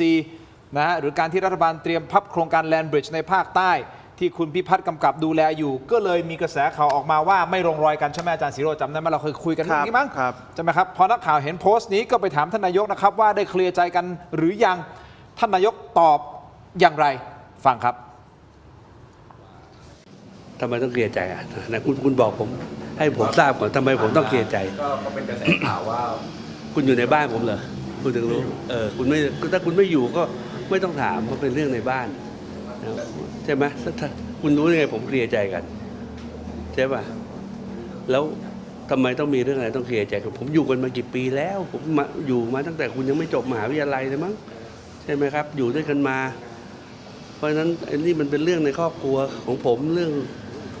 ภายในของพรรคผมไม่ใช่ธุรกงการของใครที่จะต้องมานั่งรับทราบนะครับอาจารย์ศิโรจน์ไม่ใช่ธุระโครงการของใครที่จะต้องมานั่งรับทราบแต่ว่าเขามีรอยร้าวหรือว่าเรื่องบ้านเขาเป็นอย่างไรมันเป็นเรื่องภายในอันนี้ถามจริงๆอาจารย์เห็นภาพ3คนที่อยู่ด้วยกันนี่คือสยบรอยร้าวจริงหรือว่าเป็นแค่การสร้างฉากขึ้นมา ถามแบบให้คุณอนุทินโทรมาด่าเลย เอ้าก็เขาบอกว่านักวิเคราะห์การเมืองหาไม่รู้เขาหมายถึงอาจารย์หรือเปล่านะคือหาแสงแล้วก็อาจจะรวมถึงผมหรือเปล่าว่าไอ้สื่อหาแสงคือประเด็นเรื่องรอยร้าวของ3คนเนี่ยนะครับผมว่ามันไม่ได้เริ่มจากการที่ใครคนใดคนหนึ่งพูดนะคุณทินนะครับเพราะว่าที่ผ่านมาเนี่ยมันเริ่มจากการที่สื่อสังเกตแล้วไม่ใช่นักวิเคราะห์นะผมเป็นสิ่งที่สื่อสังเกตเองว่าหลายๆเรื่องที่คุณพิพัฒน์เนี่ยนะครับทำไม่ว่าจะเป็นเรื่องของแลนด์บริดจ์นะครับหรือเรื่องของน้ำมันนะครับคุณอนุทินเนี่ยค่อยๆดึงอำนาจกลับมาใช่ไหมคุณพิพัฒน์เคยดูเรื่องน้ำมันนะครับแล้วก็บอกว่าประเทศนี้ไม่มีเรื่องไอ้โม่งนะครับคนที่ทำให้น้ำมันราคาแพงเนี่ยเป็นพวกขบวนการอะไรนะกองทัพมดนะครับซึ่งในที่สุดแล้วเนี่ยก็พบว่ามีไอ้โม่งเกิดขึ้นจริงๆนะครับแล้วก็คุณอนุทินก็ดึงอำนาจในการทำเรื่องราคาน้ำมันกลับมานะครับโยนให้คุณเอกนิติแล้วก็คุณเอกนัททำแทนนะครับหรือว่าเรื่องแลนด์บริดจ์นะครับคุณพิพัฒน์เป็นคนที่ดันเรื่องนี้มากทุกคนก็ทราบดีนะครับ คุณอนุทินก็ดึงเรื่องนี้กลับมาจากคุณพิพัฒน์โยนไปให้คุณเอกนิติเป็นคนทำแทนแล้วคุณเอกนิติก็ตัดสินใจว่าไม่ทำเรื่องนี้ต่อ เพราะฉะนั้นผมว่าคนเนี่ยจับตาจากพฤติกรรมแบบนี้ว่าถ้าเกิดคุณพิพัฒน์ซึ่งเป็นรองนายกนะครับถูกมอบหมายให้ทำเรื่องใหญ่อย่างเรื่องน้ำมัน แล้วถูกสังคมวิพากษ์วิจารณ์เยอะถูกมอบหมายให้ทำเรื่องใหญ่อย่างเรื่องแลนด์บริดจ์แล้วถูกสังคมวิพากษ์วิจารณ์เยอะแล้วคุณอนุทินดึงกลับมาให้คนอื่นทำเนี่ยมันจะเกิดความขุ่นข้องหมองใจกันไหมผมว่าต้นเหตุมันมาจากตรงนั้นมากกว่านะครับอันที่สองก็คือนะครับมันก็มีการตั้งข้อสังเกตกันว่าเรื่องราวทางการซึ่งพูดจริงๆอันนี้ผมคิดว่าเป็นเรื่องของการปล่อยข่าวนะครับแล้วก็เคยให้สัมภาษณ์ที่อื่นไว้แล้วเป็นเรื่องของการปล่อยข่าวเช่นมีการพยายามจะบอกว่าพรรคภูมิใจไทยเนี่ยมันมีกลุ่ม2นกับกลุ่ม1พ2นคือคุณอนุทินกับคุณเนวินและคุณพิพัฒน์นะครับแล้วก็มีความไม่ลงตัวกันนะครับแล้วก็เรื่องนี้เป็นเรื่องของสื่อบางกลุ่มนะครับที่ผมคิดว่าเขามีวาระแฝงในการเมื่อกี้คุณที่อาจารย์จาพูดในประเด็นหนึ่งผมอยากจะพูดลืมไปคืออาจารย์จาพูดเหมือนกับว่าทุกคนที่วิจารณ์รัฐบาลเนี่ยเป็นพวกต้องการล้มรัฐบาลต้องการคนล้มคุณอนุทินผมว่าไม่ใช่นะครับการวิจารณ์รัฐบาลเนี่ยเป็นเรื่องปกติเป็นส่วนหนึ่งของการตรวจสอบกับการล้มรัฐบาลในคนละเรื่องนะครับวันนี้ผมว่าหลายคนวิจารณ์รัฐบาลเพื่อตรวจสอบอยากให้รัฐบาลโปร่งใสนะครับการทำคดีต่างๆเป็นไปอย่างตรงไปตรงมาการตรวจสอบกับการล้มเป็นคนละเรื่องแต่ถ้าถามผมว่ามีคนที่อยากจะล้มรัฐบาลไหมผมคิดว่ามีคนบางกลุ่มมีนะครับแล้วคุณอนุทินก็รู้ว่าคนที่เป็นสื่อกลุ่มไหนที่ต้องการล้มรัฐบาลแล้วคุณอนุทินก็มีการพูดลักษณะนี้ให้คนที่อยู่ใกล้ชิดคุณอนุทินฟังพอสมควรว่ามีสื่อบางกลุ่มนะครับต้องการจะล้มรัฐบาลนะครับแล้วก็เป็นสื่อบางกลุ่มที่พูดว่ามันมีรอยร้าวระหว่าง2นกับ1พดังนั้นผมว่าสิ่งที่คุณอนุทินพูดเนี่ยคุณอนุทินมีเป้าอยู่ในใจว่าหมายถึงสื่อกลุ่มไหนสื่อค่ายไหนนะครับแต่ว่าไม่ใช่สื่อทุกกลุ่มแน่นอนซึ่งไม่ใช่ถกไม่เถียงแน่นอนไม่ใช่นะครับเอาอย่างนี้แล้วกันนะครับผมว่าคุณอนุทินรู้ตัวเองหมายถึงเรื่องอะไรดังนั้นผมว่าเราต้องแยกเรื่องกันนะครับความไม่ลงรอยถ้าถามผมเชื่อว่ามีนะครับเพราะถ้าไม่มีคุณให้คุณพิพัฒน์ทำงานใหญ่อย่างเรื่องน้ำมันคุณให้ทำงานใหญ่แล้วดึงกลับเนี่ยไม่ได้แต่มีแล้วจะแตกแยกกันหรือเปล่าผมคิดว่าความสัมพันธ์ระหว่างคุณอนุทินคุณเนวินคุณพิพัฒน์เนี่ยไม่แตกแยกกันแต่การทำงานร่วมกันแล้วพอไม่ได้ดังใจแล้วดึงกลับเนี่ยจะบอกว่าไม่มีใครติดใจเลยเนี่ยมันก็ผิดปกติอ่ะคุณพิพัฒน์เขาก็ผู้ใหญ่เขาก็รองนายกใช่ไหมการทำงานแล้วดึงกลับตอนนี้คุณพิพัฒน์ในฐานะรองนายกเนี่ยบทบาทหลักแกคืออะไรอ่ะผมว่าชาวบ้านก็นึกไม่ออกท่านมีตำแหน่งหน้าที่แน่แต่ว่าบทบาทหลักที่รัฐบาลให้ท่านทำเนี่ยคืออะไรตรงนั้นแหละเป็นสิ่งที่คุณอนุทินจะต้องไปบริหารจัดการกันนะครับดังนั้นถ้าถามผมคือความไม่ลงรอยมันมีเป็นเรื่องธรรมดาแต่ว่าแตกแยกกันไหมผมก็คุณอนุทินก็พูดถูกว่า3คนนี้เขาอยู่กันมานานเขาไม่แตกหรอกแต่น้อยจะทำงานด้วยกันมันก็งอนกันเป็นเรื่องธรรมดางอนกันนิดหน่อยมันก็เรื่องธรรมดาครับทำงานด้วยกันชายสูงวัย3คนทำงานกันไม่งอนกันได้ยังไงฮะอาจารย์จ้าวิเคราะห์เพิ่มเติมหน่อยไม่มีเรื่องปกติอันนี้คือไม่ใช่เลยนะผมบอกเรานั่ง3คนเนี่ยไม่เห็นต้องเห็นเหมือนกันเลยแต่ถามว่าเรา3คนเนี่ยจะต้องตีกันไหมล่ะไม่เกี่ยวนะครับคือเรื่องนี้นะครับผมไม่ได้ตื่นเต้นอะไรมานานแล้วนะฮะแล้วผมเรียนว่าจริงๆแล้วเนี่ยการล้มรัฐบาลเนี่ยผมอาจจะเห็นต่างจากอาจารย์ศิโรจน์สำหรับผมไม่คิดว่าแปลกประหลาดนะครับคุณจะตรวจสอบจะอะไรก็แปลว่าคุณอยากมีอำนาจมาแทนเขาอ่ะจะวันนี้หรือวันหน้าคุณก็ทำไปสิผมไม่เคยห่วงห้ามเลยนะครับแต่เป้าหมายเนี่ยนะครับก็คุณเป็นคู่แข่งเขาอ่ะคุณก็ต้องไปทำให้เขาตรวจสอบเขาอะไรเขามันก็ต้องแย่อยู่แล้วถ้ามันแย่คุณก็มีสิทธิชนะเลือกตั้งความหมายผมคือแบบนี้ไม่ได้มีอะไรเลยตามกติกาฟังมาเลยอาจารย์จ้ากำลังจะบอกว่าเอาอย่างนี้ตอนนี้มันเป็นยุคของเขาชนะการเลือกตั้งมาเพราะฉะนั้นตอนนี้เขารันประเทศอยู่เพราะฉะนั้นถ้าคุณอยากจะรันในแบบของคุณเนี่ยคุณก็ชนะเขาสิก็ถูกตรงไปตรงมาในอีก4 ปีข้างหน้าหรือไม่นะวันนี้คุณก็ไปคิดเอาสิคุณจะชนะเขาวิธีไหนคุณบอกผมมาเลยนี่ผมเนี่ยไม่ได้พูดถึงขนาดว่าถ้าอยากจะชนะเร็วเนี่ยเดี๋ยวก็มาด่าผมอีกคุณก็ไปสร้างเงื่อนไขให้เกิดรับอาหารเนี่ยคุณทำไหมก็คุณก็ไม่ทำแล้วผมก็ไม่แฮปปี้ที่จะทำนะครับผมก็แค่พูดตรรกะธรรมดาไม่ได้มีอะไรซับซ้อนนะครับวันนี้คุณคิดว่ารัฐบาลนี้มันแย่วันนี้คุณก็วางแผนเลย4 ปีข้างหน้าคุณจะชนะได้ยังไงนะครับคุณจะตรวจสอบทำให้เขารู้สึกว่าเฮ้ยโอ้โหมันแย่มันเฮงซวยก็ทำไปก็ใส่กันให้เต็มที่ผมว่าเนี่ยผมก็เชียร์แต่ว่าเราต้องเข้าใจว่าเป้าหมายเนี่ยนะครับการเมืองเนี่ยนะครับมันไม่ได้ใช่การกุศลฮะไม่ใช่มูลนิธิครับจะได้มาทำเป็นจิตอาสามาช่วยเหลือประชาชนนู่นทุกคนมันอยากได้อำนาจทั้งนั้นแหละไม่งั้นคุณจะมาตั้งพรรคการเมืองทำไมทฤษฎีพรรคการเมืองก็เห็นทั่วโลกคุณตั้งพรรคมาคุณอยากได้อำนาจรัฐอันนี้ทฤษฎีคลาสสิกนะครับอย่ามาปฏิเสธเพราะนั้นกระบวนการอะไรคุณจะใช้ชื่อว่าตรวจสอบแล้วก็ทำไปนะครับอีก4 ปีถ้ากระบวนการที่คุณตรวจสอบแล้วรัฐบาลมันเฮงซวยชาวบ้านเขาเห็นด้วยกับคุณก็ชนะคุณก็มาเป็นรัฐบาลก็แค่นั้น นะครับ อาจารย์จ๊ะด้วยความเคารพนะจริง ครั ๆ บ เราก็รู้จักกันมานาน ครับ ก็ออกรายการกันมาหลายรอบก่อนหน้านี้ด้วยนะครับ ครับ อาจารย์จ๊ะผมเห็นอาจารย์วิวัฒนาการของอาจารย์เนี่ย ฮะ ปรับเปลี่ยนไปไม่ได้เปลี่ยนไปในทิศทางที่ดีหรือไม่ดีนะฮะแต่กำลังจะบอกว่าเหมือนอาจารย์จะปรงกับชีวิต ผมไม่ได้โกง ขึ้น นะ อาจารย์ คือผม เหมือน เนี่ย แบบว่าเฮ้ยเอาละไม่ต้องมานั่งเถียงกันแล้วคือ ฮะ ชีวิตมันเป็นอย่างเงี้ย ไม่ใช่นะ ไม่ คุณ ใช่ เข้าใจผมผิดแล้ว ผมไม่ได้ให้ทุกคนปลงนะ หมายถึงตัวอาจารย์อะ แต่ วอาจารย์ ไม่ฮะผมเนี่ยนักสู้ อืม แต่ผมไม่เคยคุยว่าผมสู้ อืม ผมถามง่ายๆเนี่ยเอาก่อนหน้าเนี้ยตุลาการไม่ตรงปกอ่ะ อืม ตกลงมีใครสู้บ้างอะมีผมสู้อยู่คนเดียว อาจารย์ศิโรจน์พูดถึงก็สู้ด้วย มีกี่คนที่สู้ ผมถึงบอกวันเนี้ยนะครับไอ้เรื่องที่ผมทำนะผมไม่จำเป็นต้องบอกใครนะครับเพราะผมไม่เคยต้องการผลงานอะไร วันนี้ผมตั้งกรรมการไปแก้ปัญหาเกาะหลีเป๊ะ อืม นะครับเพิกถอนอุทยานแห่งชาติทับลาน ผมไม่เห็นต้องคุยเลยนะครับผมก็ทำของผมไปตามปกติ หน้าที่ของผมคือว่าแน่นอนครับการเมืองในทฤษฎีอุดมคตินักปรัชญาการเมืองเราอยากไปถึงตรงนั้นแหละนะครับแต่เราอย่าลืมว่าในวิธีคิดทางการเมืองมันก็มีแนวคิดเรื่องเรียวโพลิติกคุณจะชอบไม่ชอบก็ว่ากันไปนะครับผมมีหน้าที่ว่าผมยืนยันว่าผมเป็นนักเรียนรัฐศาสตร์สายนี้ผมเชื่อแบบนี้ผมก็มายืนยันนะครับแล้ววันนี้เนี่ยนะครับถ้าใครรับไม่ได้ก็ไม่เป็นไร ครับ นะครับก็ไม่ต้องฟัง ก็ นะฮะ ถูก ไหมฮะ ถูก ตรงไปตรงมา อันนี้ถูกต้องไม่ได้ ถูกครับ อันนี้คือผมเห็นด้วยก็ แฟร์เพลย์เลย ตามนี้ นะครับ ใช่ไหม ผมเนี่ยแฮปปี้มากนะที่ผมเนี่ยมีเพื่อนอย่างอาจารย์ศิโรจน์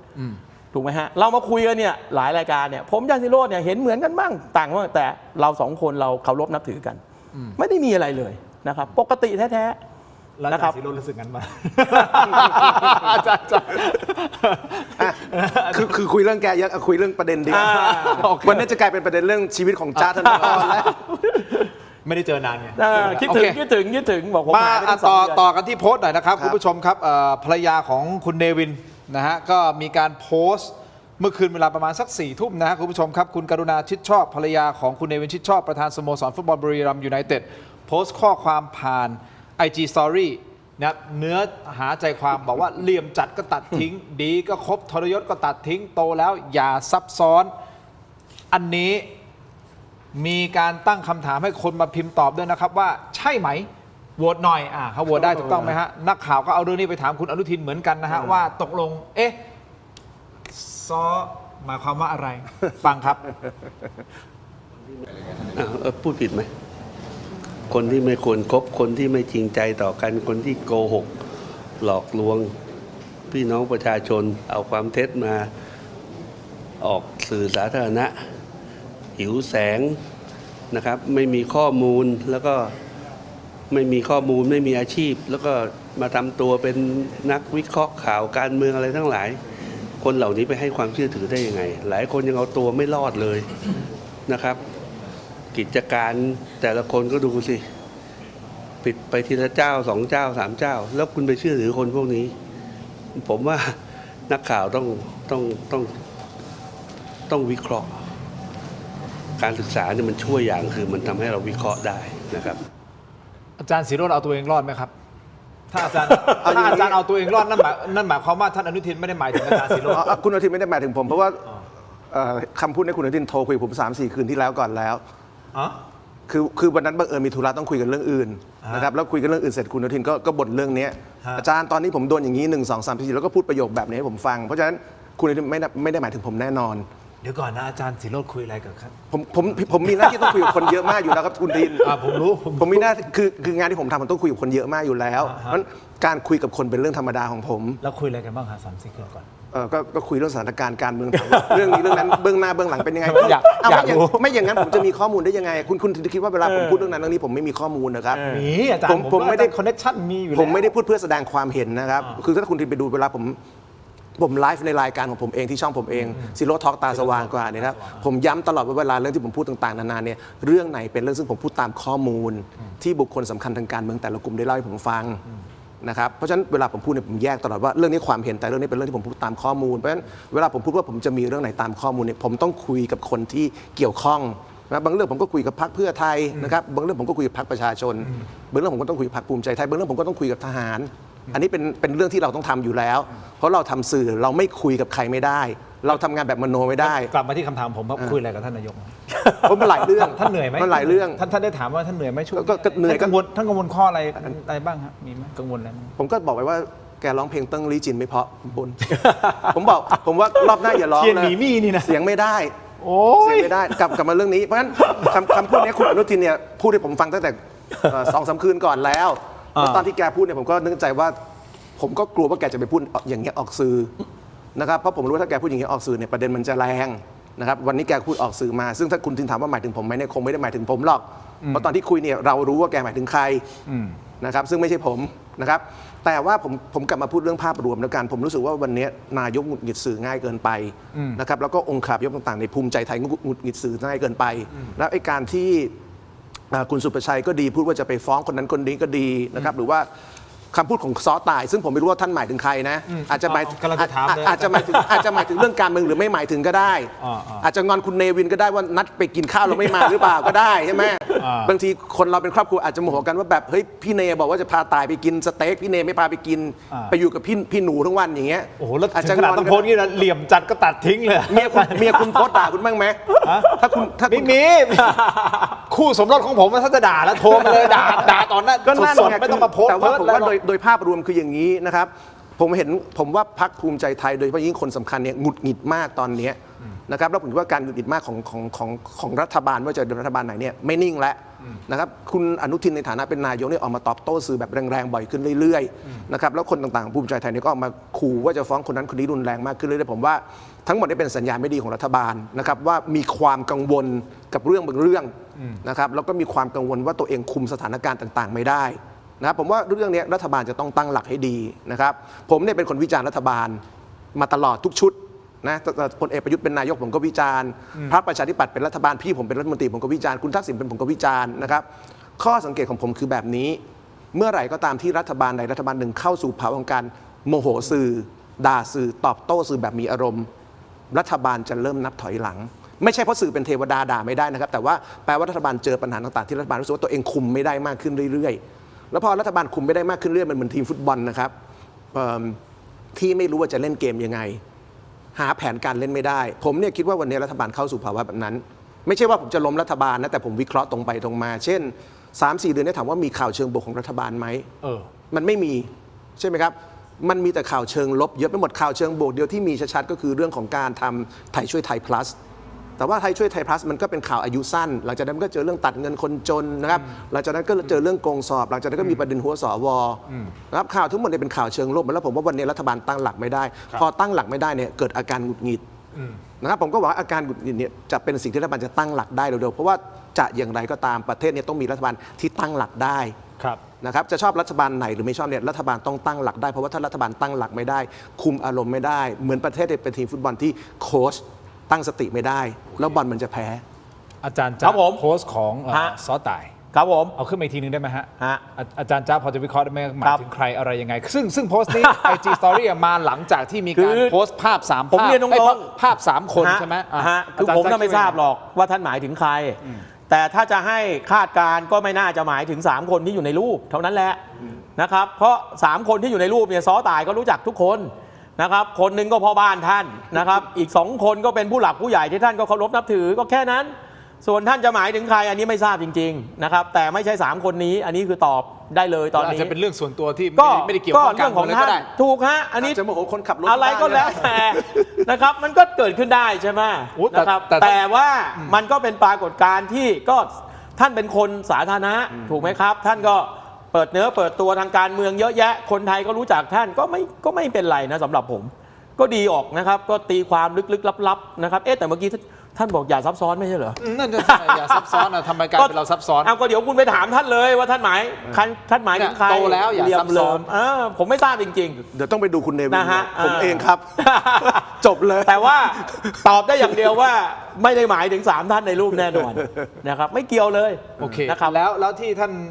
นายกอนุทินโพสต์แล้วก็บอกว่าร้าวฉานเหมือนแคมบูเล่ฮะก็ไม่จะสื่ออะไรไม่ได้แปลกอะไรนะเนี่ยร้าวฉานคือผมจะบอกว่าไอ้ของอย่างเงี้ยผมเนี่ยเป็นคนใช้ว่าสีน้ำเงินท็อกซิกเพราะนั้นถ้าเกิดว่าสร้างท็อกซิกกันไปเรื่อยๆ4 ปีข้างหน้าคนเขาก็เบื่อคุณเขาก็ไม่เลือกคุณก็เลือกได้เนี่ยฮะผมว่าทุกพรรคก็เลือกได้นะคุณจะแอคชั่นยังไง โอเค เราอาจจะพกความมั่นใจมาเต็มเปี่ยมเราก็เลือกทางเดินทางหนึ่ง โอเค แต่เรารู้สึกไม่ค่อยมั่นใจฟังเพื่อนเยอะๆหน่อยก็เลือกทางหนึ่งนะครับแต่ผมจะบอกว่าในทางการเมืองเนี่ยมันไม่มีทางไหนผิดถูกซะ100%หรอกนะครับเพราะฉะนั้นแล้วเนี่ยนะครับถ้ารัฐบาลเห็นว่าต้องฟังเสียงประชาชนแล้วก็ไปปรับกระบวนท่าผมว่าปกตินะ โอเค ไม่มีอะไรนะครับ อีกประเด็นหนึ่งที่ผมจะพูดถึงนะฮะก็คือเรื่องของประกันสังคมที่มีการออกมาตอนแรกบอกแล้วจะโหวตบอร์ดใช่ไหมฮะในเดือนกันยายนแล้วก็มีข่าวเล่าข่าวลือบอกว่าเฮ้ยเลื่อนออกไปก่อนยังไม่มีกำหนด จนประเด็นนี้คุณไอซ์ออกมาคลื่นเลยนะฮะคุณไอซ์รัชนกนะครับแต่พอออกมาคลื่นเสร็จปุ๊บตอนนี้ล่าสุดเข้าใจว่าไม่ได้เลื่อนแล้วใช่ไหมฮะที่จะเลือกบอร์ดประกันสังคมเดี๋ยวผมอยากจะให้ทั้งสองท่านแสดงความคิดเห็นนิดนึงนะฮะแป๊บหนึ่งนะคุณผู้ชมครับ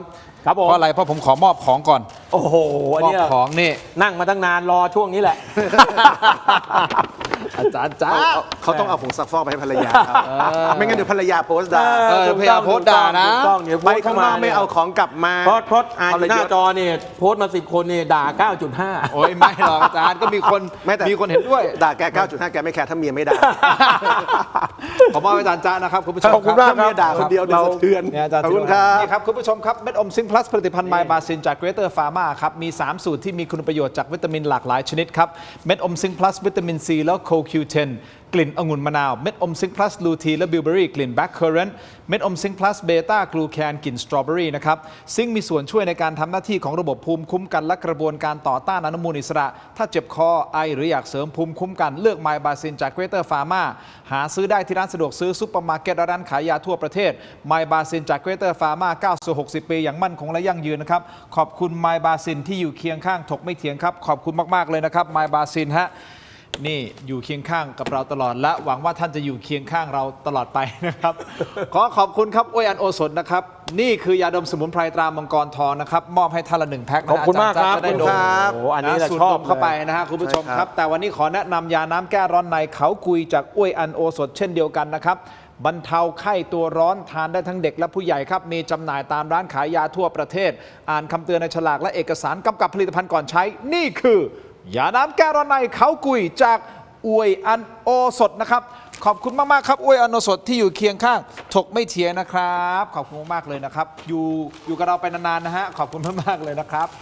ต่อกันที่เติมความเข้มเต็มรสกาแฟนะครับกาแฟบัดดี้ดีนเอ็กซ์ตร้าเบลนด์นะครับกาแฟดำคั่วสุดเข้มสูตรเข้มข้นที่หอมอร่อยเข้มสะใจชงดำก็อร่อยเติมนมก็อร่อยลงตัวทดลองบัดดี้ดีนเอ็กซ์ตร้าเบลนด์หอมเข้มขมไม่เปรี้ยวในราคาคุ้มค่าเพียง129 บาทนะครับได้มากถึง165 กรัมครับสุดคุ้มขนาดนี้ลองได้แล้ววันนี้ที่ 7-Eleven ทั่วประเทศบัดดี้ดีนอร่อยเข้มไม่เปรี้ยวเต็มรสกาแฟนะครับขอบคุณมากๆนะครับนี่ฮะมอบให้ท่านละ1 แพ็ค ขอบคุณครับ ขอบคุณครับคุณผู้ชมครับการเลือกอาหารแมวสักมื้อไม่ใช่เรื่องง่ายๆนะครับคุณผู้ชมวันนี้ขอแนะนำครับอาหารแมวเหมียวเหมียวครับอีก1 ตัวช่วยสำหรับคนรักแมวเหมียวเหมียวอร่อยมีประโยชน์สารอาหารครบถ้วนนะครับและสมดุลถูกใจเหมียวครับให้ทุกมื้อของน้องแมวเป็นมื้อแห่งความสุขที่คุณมั่นใจได้ครับหาซื้อได้ที่ร้านเพชช็อปและห้างสรรพสินค้าทั่วประเทศนะครับนี่คืออาหารแมวเหมียวเหมียวนะครับขอบคุณมากๆเลยนะครับเหมียวเหมียวฮะนี่โอเมก้า 3 มีวิตามินอ e นะฮะมีพรีไบโอติกด้วยนะครับถูกใจเหมียวนะครับเขามีการทดสอบมาเรียบร้อยแล้วนะครับว่าเหมียวชอบอร่อยถูกใจซึ่งผมยังไม่เคยลองนะฮะมีคุณผู้ชมบางท่านบอกให้ผมลองด้วยนะครับเดี๋ยวจะลองให้ฮะสักวันหนึ่ง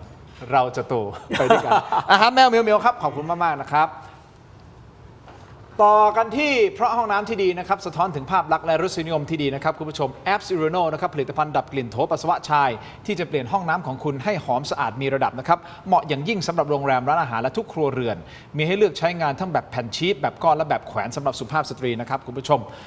สร้างความประทับใจด้วยความสะอาดและกลิ่นหอมเลือกกลิ่นที่ดีกว่าให้กับห้องน้ำของท่านนะครับด้วยแอป Zirono หาซื้อได้แล้ววันนี้ที่ Shopee Lazada TikTok และ thailandpostmart.com นะครับร้านใน thailandpostmart.com ชื่อว่าร้าน Thai Detergent Shop Thai Detergent Shop นะครับขอบคุณมากๆนะครับแอป Zirono ที่อยู่เคียงข้างถกไม่เถียงมอบแอป Zirono ให้ท่านละ 2 แพ็คนะครับ ไปใช้ที่บ้านได้ ขอบคุณมาก นี่ ค ฮะ รับ แอปซิโรโนของดีนะครับ ขอบคุณมาก ขอบคุณมากเลยครับคุณทินโอ้โห นี่ ครับ เห็นคุยกับผมตั้งแต่ก่อนเข้ารายการอันนี้เจ๋งจริงอันนี้เจ๋งจริงอันนี้เจ๋งจริงอันนี้เจ๋งจริง และนี่ฮะคุณผู้ชมที่อาจารย์ทั้งสองท่านอ่านคอมเมนต์ได้ ฮะ จากหน้าจอคอมของผม เพราะว่าเรามีนวัตกรรมใหม่ก็คือ นี่ดีจริง Brain Tech Tri Screen นะครับ จอเสริมสุดล้ำที่สามารถทำงานพร้อมกันได้ถึง 4 หน้าจอในเวลาเดียวกันนะครับ ด้วยความคมชัดระดับ Full HD และการเชื่อมต่อแสนง่ายครับ เสียบสาย USB Type C ก็พร้อมใช้งานได้ทันทีนะครับ น้ำหนักเบาด้วยพกพาสะดวกครับ กดเข้าไปที่หน้า Facebook ใน Facebook นะฮะ Tero Digital ใน Facebook อย่าพลาดตอนสั่งซื้อใส่โค้ด Let's Play AI Let's Play AI รับส่วนลดทันที 2,000 บาทนะครับ ขอบคุณมากๆเลยนะครับ ขอบคุณมากครับ Brain Tech Tri Screen จอเสริมสุดล้ำนะครับ ขอบคุณมากครับ เอาละมาพูดถึงเรื่องของประกันสังคมกันนิดนึงนะฮะ เลือกบอร์ดประกันสังคมนะคุณไอซ์ก็ออกมาฟาดบอกเดี๋ยวก่อนนะศาลปกครองท่านไม่ได้บอกให้ เลื่อนวันวันโหวตนี่ ก็ถูก ใช่ไหม แล้ว ก็ให้แค่เอาเงื่อนไขออก ถูก ซึ่งตอนแรกถ้าคุณไอซ์ไม่ออกมาเคลื่อนตรงนี้ เราก็ไม่รู้เราเข้าใจบอกก็ทางประกันสังคมบอกให้เลื่อนออกไปก่อนเนี่ย ไม่ มีกำหนด ประกันสังคมคือเรื่องนี้ หรือเปล่า ผมพูดว่าผมเป็นอนุกรรมการด้วย ศาลเป็น ใช่ไหม ยังไง ครับก็เล่าให้คุณทินฟังเลยแล้วกันว่าเมื่อวานเนี่ยนะครับก็ทันทีที่ผมรู้ข่าวนะครับว่าคือเรื่องนี้เอาอย่างนี้ก่อนมันมีผู้นำแรงงานคนหนึ่งนะครับซึ่งลงสมัครบอร์ดประกันสังคมปีนี้ด้วยเนี่ยแกไปยื่นคำร้องนะครับว่าการเลือกตั้งบอร์ดประกันสังคมเนี่ยมีกติกาที่เขียนไว้ตั้งแต่รอบที่แล้วว่าคนที่จะไปเลือกตั้งเนี่ยจะต้องไปลงทะเบียนก่อนนะครับซึ่งรอบที่แล้วก็ได้ใช้วิธีการเลือกแบบนี้ว่าคนที่จะไปเลือกตั้งต้องไปลงทะเบียนเลือกตั้งก่อนเพราะว่าผู้มีสิทธิประกันสังคมเนี่ย20 กว่าล้านนะครับถ้าคุณไม่ไปลงทะเบียนเนี่ยประกันสังคมเขาก็คิดว่าเขาจะจัดการไม่ได้เพราะว่า20 กว่าล้านมันเกิดเท่ากับการเลือกตั้งสสทั้งประเทศมันต้องมีการบริหารจัดการที่ใหญ่เท่ากับการเลือกตั้งเลยดังนั้นระบบของประกันสังคมในรอบแรกเขาถึงใช้วิธีว่าให้คนมาลงทะเบียนก่อนว่าคุณจะมาหรือเปล่านะครับเพื่อจะได้บริหารจัดการงบประมาณได้ถูกทีนี้ปีนี้มีผู้นำแรงงานคนหนึ่งซึ่งคนส่วนใหญ่ไม่ได้รู้จักนะครับแต่เขาอ้างว่าเป็นผู้นำแรงงานนะครับเขาก็ลงสมัครบอร์ดประกันสังคมด้วยนะครับแล้วก็จะเป็นเพราะว่าคิดว่าตัวเองจะไม่ชนะหรืออะไรก็แล้วแต่เขาไปยื่นเรื่องที่ศาลปกครองน่าจะในวันที่16หรือ17กรกฎาคมหลังจากที่มีการลงทะเบียนเสร็จแล้วว่าขอให้ศาลปกครองปลดล็อกตรงนี้ให้ทุกคนไปเลือกตั้งได้เลยโดยไม่ต้องลงทะเบียนนี่ศาลปกครองก็เลยมีคำวินิจฉัยว่าให้ประกันสังคมทุเลาเรื่องนี้ไปก่อนทีนี้พอทุเลาเนี่ยผมทราบเรื่องปุ๊บนี่นะครับเนี่ยผมให้คุณทินดูเลยผมโทรหาเลขาแล้วก็ผอ.ยุ้ยประกันสังคมนะครับอันนี้ก็คือสิ่งที่คุยประเด็นอยู่ตรงนี้ก็คือว่าสิ่งที่ศาลปกครองบอกก็คือให้ทุเลาปัญหาที่เป็นข้อพิพาทในคดีข้อพิพาทในคดีก็คือเรื่องของการไปลงทะเบียนเลือกตั้งนะครับการเลือกตั้งเฉพาะผู้ที่ลงทะเบียนศาลบอกแค่นี้นะครับเมื่อศาลบอกแค่นี้แปลว่าประเด็นที่เป็นข้อพิพาทเนี่ยแก้ได้2 วิธีวิธีที่1นะครับก็คือว่าประกันสังคมไปแก้ระเบียบเรื่องการเลือกตั้งว่าต้องเลือกได้เฉพาะคนที่ลงทะเบียนแค่นั้นเองปลดล็อกตรงนี้ไปก็เขียนระเบียบใหม่แก้ระเบียบใหม่จบหรือไม่อย่างที่2ก็คือก็เลื่อนการเลือกตั้งออกไปนะครับโดยเหตุผลว่าจัดการเลือกตั้งไม่ทันอะไรอย่างเงี้ยแต่ศาลไม่ได้บอกให้เลื่อนเข้าใจไหมครับประเด็นที่เป็นข้อพิพาทในคดีนี่คือหลักการของคดีทั่วไปนะครับคำตัดสินของศาลจะเป็นประเด็นเฉพาะเรื่องที่เป็นข้อพิพาทในคดีข้อพิพาทในคดีคำร้องคือการเลือกตั้งบอร์ดประกันสังคมทำไมต้องมีการลงทะเบียนแค่นั้นไม่ได้มีเรื่องการเลือกตั้งนี่เป็นข้อเท็จจริงนะครับไปดูในเพจศิโรจน์ ค้ามไพบูลย์ก็ได้ประเด็นที่ยื่นคำร้องคือทำไมต้องมีการลงทะเบียนเพื่อเลือกตั้งนะครับดังนั้นศาลบอกว่าให้ประกันสังคมไปทุเลาเรื่องนี้ปลดล็อกตรงนี้ซึ่งจะปลดล็อกได้ต้องแก้ระเบียบข้อเท็จจริงมีแค่นี้แต่สิ่งที่เป็นปัญหาก็คือว่าไม่รู้ว่าประเทศเรามันจะต้องมีดวงที่คนมันจะต้องทะเลาะกันไปเรื่อยๆหรือเปล่าทำไมฮะอยู่ดีๆทางรัฐมนตรีนะครับก็ไปโพสต์ว่าจำเป็นต้องมีการเลื่อนการเลือกตั้งบอร์ดประกันสังคมออกไปโดยที่จริงๆศาลไม่ได้บอกคำวินิจฉัยของศาลไม่มีตรงไหนบอกนะครับคำวินิจฉัยของศาลคือทุเลาเรื่องการเลือกตั้งที่ต้องลงทะเบียนแค่ปลดล็อกตรงนี้คุณก็แค่แก้ระเบียบแล้วคุณก็เลือกตั้งตามเวลาเดิมก็คือเลือกตั้งต้องกันยาเนี่ยใช่มันจะไม่ทันได้ใช่เพราะฉะนั้นตรงเนี้ยผมก็ไม่อยากตำหนิรัฐมนตรีนะครับเดี๋ยวจะเป็นประเด็นว่าผมไปว่าพรรคเพื่อไทยแต่เป็นว่าคำวินิจฉัยของศาลเป็นแค่นี้คือให้ปลดล็อกเรื่องนี้แต่รัฐมนตรีเนี่ยไป execute คำสั่งว่าให้เลื่อนการเลือกตั้งออกไปนะครับซึ่งถ้าถามผมนะครับผมเข้าใจว่าอาจจะมีประเด็นแบบนี้ที่รัฐมนตรีกังวลนะครับก็คือว่าพอถ้าเกิดจะมีการปฏิบัติตามคำสั่งศาลนะครับก็แปลว่าคนที่จะมีสิทธิ์เลือกตั้งครั้งนี้ทั้งหมดไม่ต้องมาลงทะเบียนแปลว่า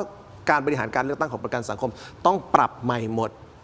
นึกออกไหมครับ เพื่อรองรับคน 20 กว่าล้านคน นั่นก็คือคุณอาจจะต้องมีหน่วยเลือกตั้งที่มัน มีหน่วยคุณต้องเตรียมคนคุณต้องเตรียมบัตรนะครับคุณต้องเตรียมเจ้าหน้าที่ซึ่งเข้าใจ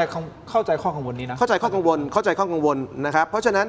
แต่ว่าต้องย้ำว่าคำวินิจฉัยของศาลเนี่ยไม่ได้บอกให้เลื่อนเพราะฉะนั้นการตัดสินใจเรื่องนี้เป็นฝ่ายการเมืองแต่ผมไม่ได้พูดเพื่อจะไปว่าพรรคเพื่อไทยนะครับผมว่าเป็นความชุลมุนเพราะว่าพอผมเกิดเรื่องนี้อย่างที่ผมได้ให้คุณทินดูผมก็คุยกับผอ.นะครับแล้วก็ผอ.ก็บอกว่าอาจารย์ที่เราจะเร่งทำเนี่ยนะเข้าใจว่าเรื่องนี้ยังไม่เป็นข่าวคือเดี๋ยวประกันสังคมจะเร่งอุทธรณ์เพราะว่าคำวินิจฉัยของศาลปกครองเนี่ยประกันสังคมอุทธรณ์ได้นะครับผมก็ถามผอ.ว่างั้นจะอุทธรณ์เมื่อไหร่ผอ.ก็บอกว่าเดี๋ยวคงเร่งแหละอาจารย์ผมก็แล้วผอ.เร่งมันจะเมื่อไหร่เพราะเรื่องมันร้อนแกบอกว่าภายในวันที่ 8อุทธรณ์เพื่อที่จะบอกว่าขอจัดแบบนี้ก่อนคือมันที่ให้คนที่ลงทะเบียนเท่านั้นเลือกได้ใช่เพราะวันนี้ประกันสังคมอาจจะอุทธรณ์ภายในวันที่ 8ว่าขอจัดแบบเดิมก่อนนะครับแล้วก็ต้องดูว่าศาลยอมไหมถ้าศาลไม่ยอมประกันสังคมก็ต้องไปแก้ระเบียบแค่นั้นเองนะครับแต่ว่าหลักการคือศาลไม่ได้บอกให้เลื่อนรัฐมนตรีเป็นคนตัดสินใจเลื่อนอาจารย์จะแสดงความเห็นในประเด็นนี้หน่อยไหมครับก็ไม่มีความเห็นอะไรอะฮะก็ศาลท่านวินิจฉัยแบบไหนนะครับหน่วยงานที่เกี่ยวข้องก็ไปทำตามนะครับจะไปแก้อะไรแก้ระเบียบอะไรก็ทำเพราะอันนี้มันเป็นกระบวนการตามกฎหมายนะครับแต่ยังไงผมก็ต้องขอบคุณคุณไอซ์ขอบคุณคุณเนมนะครับที่ได้ออกมาพูดเรื่องนี้คือพูดในฐานะผมเป็นผู้ประกันตนผมเป็นผู้ประกันตนมาตรา33และก็ไปลงทะเบียนเรียบร้อยแล้วนะครับเพราะฉะนั้นแล้วเนี่ยผมบอกว่าไอ้เรื่องอย่างเงี้ยมันเป็นประโยชน์อันนี้ต้องเชียร์กันนะครับเพราะฉะนั้นแล้วเนี่ยประกันสังคมวันนี้ในเมื่อมันเป็นคดีใช่ไหมฮะแล้วศาลวินิจฉัยแล้ว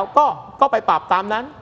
นะครับหรืออาจจะไม่อุทธรณ์อะไรก็สุดแท้แต่ก็ไปว่ากันเอาเพราะหลักมันอยู่นิดเดียวว่าก็รักษาประโยชน์ให้กับผู้ประกันตนนะครับก็ถ้าทำตามหลักนี้ได้ก็ว่ากันไปแต่ส่วนเรื่องการสื่อสารเนี่ยของกระทรวงแรงงานนะครับอันนี้ถ้าเป็นไปอย่างตามที่อาจารย์ศิโรจน์อธิบายเนี่ยอันนี้ก็ต้องฝากไปถึงคุณจุลพันธ์นะครับอาจจะตัวท่านหรืออาจจะทีมงานท่านนั่งอยู่กันกรองงานอาจจะเข้าใจคำวินิจฉัยคลาดเคลื่อนนะครับแต่วันนี้ก็เห็นว่าคุณจุลพันธ์ก็ออกมาบอกแล้วว่าไม่เลื่อนแต่อาจจะชะลอไปเพื่อรออย่างขั้นตอนที่อาจารย์ศิโรจน์ว่าจะอุทธรณ์อะไรก็ว่ากันไปผมว่าประเด็นนี้จบได้แล้วมั้งนะฮะนิดเดียวแต่ในมุมของอาจารย์คืออาจารย์ไปลงทะเบียนมาแล้วใช่ไหมใช่ฮะสำหรับคนที่แต่คนจะเป็นทุกคนหรือเปล่าที่ไม่จำเป็นต้องลงทะเบียนก็สามารถที่จะคือจริงๆหลักที่คุณไอซ์พูดเนี่ยนะครับคือมันไม่มีเขาเรียกมันเป็น2มุมมองตัวประกันสังคมเนี่ยเขาก็มองว่ามันมีค่าใช้จ่ายในการจัดการเลือกตั้งเพราะนั้นถ้าทราบจำนวนที่แน่นอนว่าใครจะลงคะแนนมันก็จะได้ไปจัดหน่วยเลือกตั้งอะไรก็ว่ากันไปแต่มุมของคุณไอซ์เนี่ยท่านก็ถูกต้องในแง่ว่าเฮ้ยก็ทุกคนเป็นผู้ประกันตนนะครับก็เหมือนคนไทยมีสิทธิ์เลือกตั้งอ่ะมันไม่ใช่หน้าที่ที่เฮ้ยคุณจะต้องมารู้ว่าฉันจะไปหรือเปล่ามันต้องเป็นออโตเมติกนะครับแต่ยังไงก็ตามเนี่ยนะครับไอความเห็นที่มันไม่ตรงกันอย่างนี้เนี่ยวันนี้มันเข้าสู่กระบวนการศาลแล้วใช่ไหมครับศาลปกครองกลางท่านก็บอกแล้วว่าเฮ้ยไอระเบียบตรงนี้เอาไปปลดล็อกซะเพราะนั้นถ้าประกันสังคมอุทธรณ์แล้วศาลท่านบอกเฮ้ยอุทธรณ์ของคุณฟังไม่ขึ้นก็เลือกกันทุกคนแบบที่คุณไอซ์ว่านะครับเดี๋ยวคนจะฟังอาจารย์เราเข้าใจผิดนะครับคนที่ไปยื่นคำร้องไม่ใช่คุณไอซ์ไม่ได้เกี่ยวใช่ผมทราบดีคุณไอซ์ไม่ได้เกี่ยวกับเรื่องนี้นะครับอาจารย์ไปพูดเหมือนกับว่าคุณไอซ์เป็นคนไปบอกว่าต้องได้เลือกทุกคนไอซ์ไม่ได้เป็นคนเปิดประเด็นนี้ไอซ์เป็นคนบอกว่ารัฐบาลรัฐมนตรีเข้าใจผิดว่าศาลให้เลื่อนการเลือกตั้งนะครับเดี๋ยวไอซ์จะทำเนื่องจากว่าผมกับอาจารย์จะคุยเดี๋ยวก่อนผมไม่มั่นใจนะคือผมเนี่ยเป็นคนไม่มีโซเชียลนะครับแต่ผมก็เห็นนะข่าวลงว่าแบบนี้แต่ถ้าคุณไอซ์ไม่ได้เป็นคนไปร้องนะแต่ว่าคุณไอซ์แค่ออกมาเรื่องคุณไอซ์ไม่ร้องเนี่ยผมรู้อยู่แล้วใช่แต่ผมเห็นเอามาข่าวว่าคุณไอซ์ไปโพสต์เท่านั้นเองไอซ์โพสต์เรื่องว่าศาลไม่ได้บอกให้เลื่อนเลือกตั้งครับใช่ฮะแต่คราวนี้เนี่ยในเนื้อความข่าวเนี่ยมันลากไปถึงไอ้ข้อความตรงนี้ด้วยก็ผมก็อ่านจากข่าวว่าผมมีโซเชียลนะครับผมเป็นคนไม่มีโซเชียลไงแล้วผมก็ไล่ดูข่าวแต่ผมดูจากลอจิกก็มันก็ไม่ได้มีใครผิดคือมันมีคนไปยื่นคำร้องนะครับซึ่งเป็นคนลงซึ่งไม่ใช่คุณไอซ์บอกว่าต้องเลือกทุกคนไม่เอาวิธีลงทะเบียนส่วนนี้คุณไอเขาไม่เกี่ยวโดยเข้าใจผิดครับผมก็ผมก็เข้าใจอย่างนั้นไงคนไปยื่นชื่อชาลีลอยสูงไม่ใช่ครับหรือเปล่าไม่ใช่ครับหรือชื่ออะไรก็แล้วแต่ไม่ใช่ชื่อคุณชาลีลอยสูงแต่ว่าไม่ใช่คุณไอแน่นอนผมรู้อยู่แล้วครับไม่ใช่คุณไม่ใช่คุณเพียงแต่ผมก็บอกว่าไอ้มุมมองเนี่ยมัน2มุมมองนะครับถ้าเมื่อกี้เข้าใจผิดว่าคุณไอเป็นคนพูดเรื่องว่าทุกคน ต้องได้เลือกก็ขออภัยด้วยนะครับแต่ผมก็ชื่นชมนะครับที่ออกมาเตือนก็ดีแล้ว คนที่ยื่นเนี่ยชื่อคุณเสรีหนูวงศ์ ก็ เสรีหนูวงศ์เป็นคนที่เป็นอดีตคณะกรรมการค่าจ้างขั้นต่ำนะครับแล้วก็เป็นผู้ก่อตั้งสมาพันธ์แรงงานแห่งประเทศไทย แล้วก็เป็นคนที่ลงเลือกตั้งบอร์ดประกันสังคมปีนี้เบอร์ 16 ครับ เป็นคนไปยื่น ก็อยู่ที่ศาลก็ว่าเอาจะเอาตามคุณเสรีหรือจะเอาตามประกันสัง คือ คม ผมว่าประเด็นมันอยู่แค่นี้คือว่า กันเ ถ้าเกิดเลือกตั้งแบบลงทะเบียนตอนนี้ ครับ งบที่จัดไป อันนี้เป็นข้อเท็จจริงนะครับเพราะผมอยู่ในชุดนี้ด้วย ใช้การงบในการจัดการเลือกตั้งประมาณ 32 ล้าน ไม่ใช่แค่เรื่องของการวันโหวตนะครับการประชาสัมพันธ์อะไรด้วย แต่ว่าเข้าใจว่าถ้าเกิดต้องเลือกทั้งหมดนะครับทุกคนที่ มันจะรวมเหรอฮะจะรวมเป็น 300 กว่าล้าน ก็ใช้ 32 ล้าน ใช่ซึ่งในแง่เทคนิคนะครับอาจจะเป็นปัญหาว่าถ้าจะเลื่อนตั้งวันเดิมนะครับประกันสังคมจะไปดึงงบจากไหนมา แต่ผมว่าโดยหลักการคือการเลื่อนวันเลือกตั้งต้องไม่เปลี่ยนนะครับแล้วก็ประกันสังคมควรจะอุทธรณ์ก่อนนะครับว่าเรื่องนี้นะครับการเลือกเฉพาะคนที่ลงทะเบียนจะทำยังไง หรือถ้าจะเลือกตั้งทั้งหมดเนี่ยคุณก็ต้องทำบัญชีรายชื่อคนเลือกตั้งใหม่หมดซึ่งใช้เวลาพอสมควรแต่ก็ต้องเร่งแต่ไม่ควรเลื่อนวันเลือกตั้งเพราะมันช้ามานานแล้วครับ ก็ชัดเจนก็รอกันต่อไปนะฮะเพื่อเคลียร์เพราะประเด็นนี้ผมตอนแรกดูแล้วอยากจะเคลียร์นิดนึงถามความเห็นอาจารย์ ครับผม มากเลยนะครับ ครับผม ขอบคุณครับอาจารย์ สวัสดีครับอาจารย์ ขอบคุณครับ สวัสดี ขอบคุณครับ คุณผู้ชมที่ติดตามนะครับนี่คือถกไม่เถียงลาไปก่อนครับสวัสดีครับ สวัสดีครับ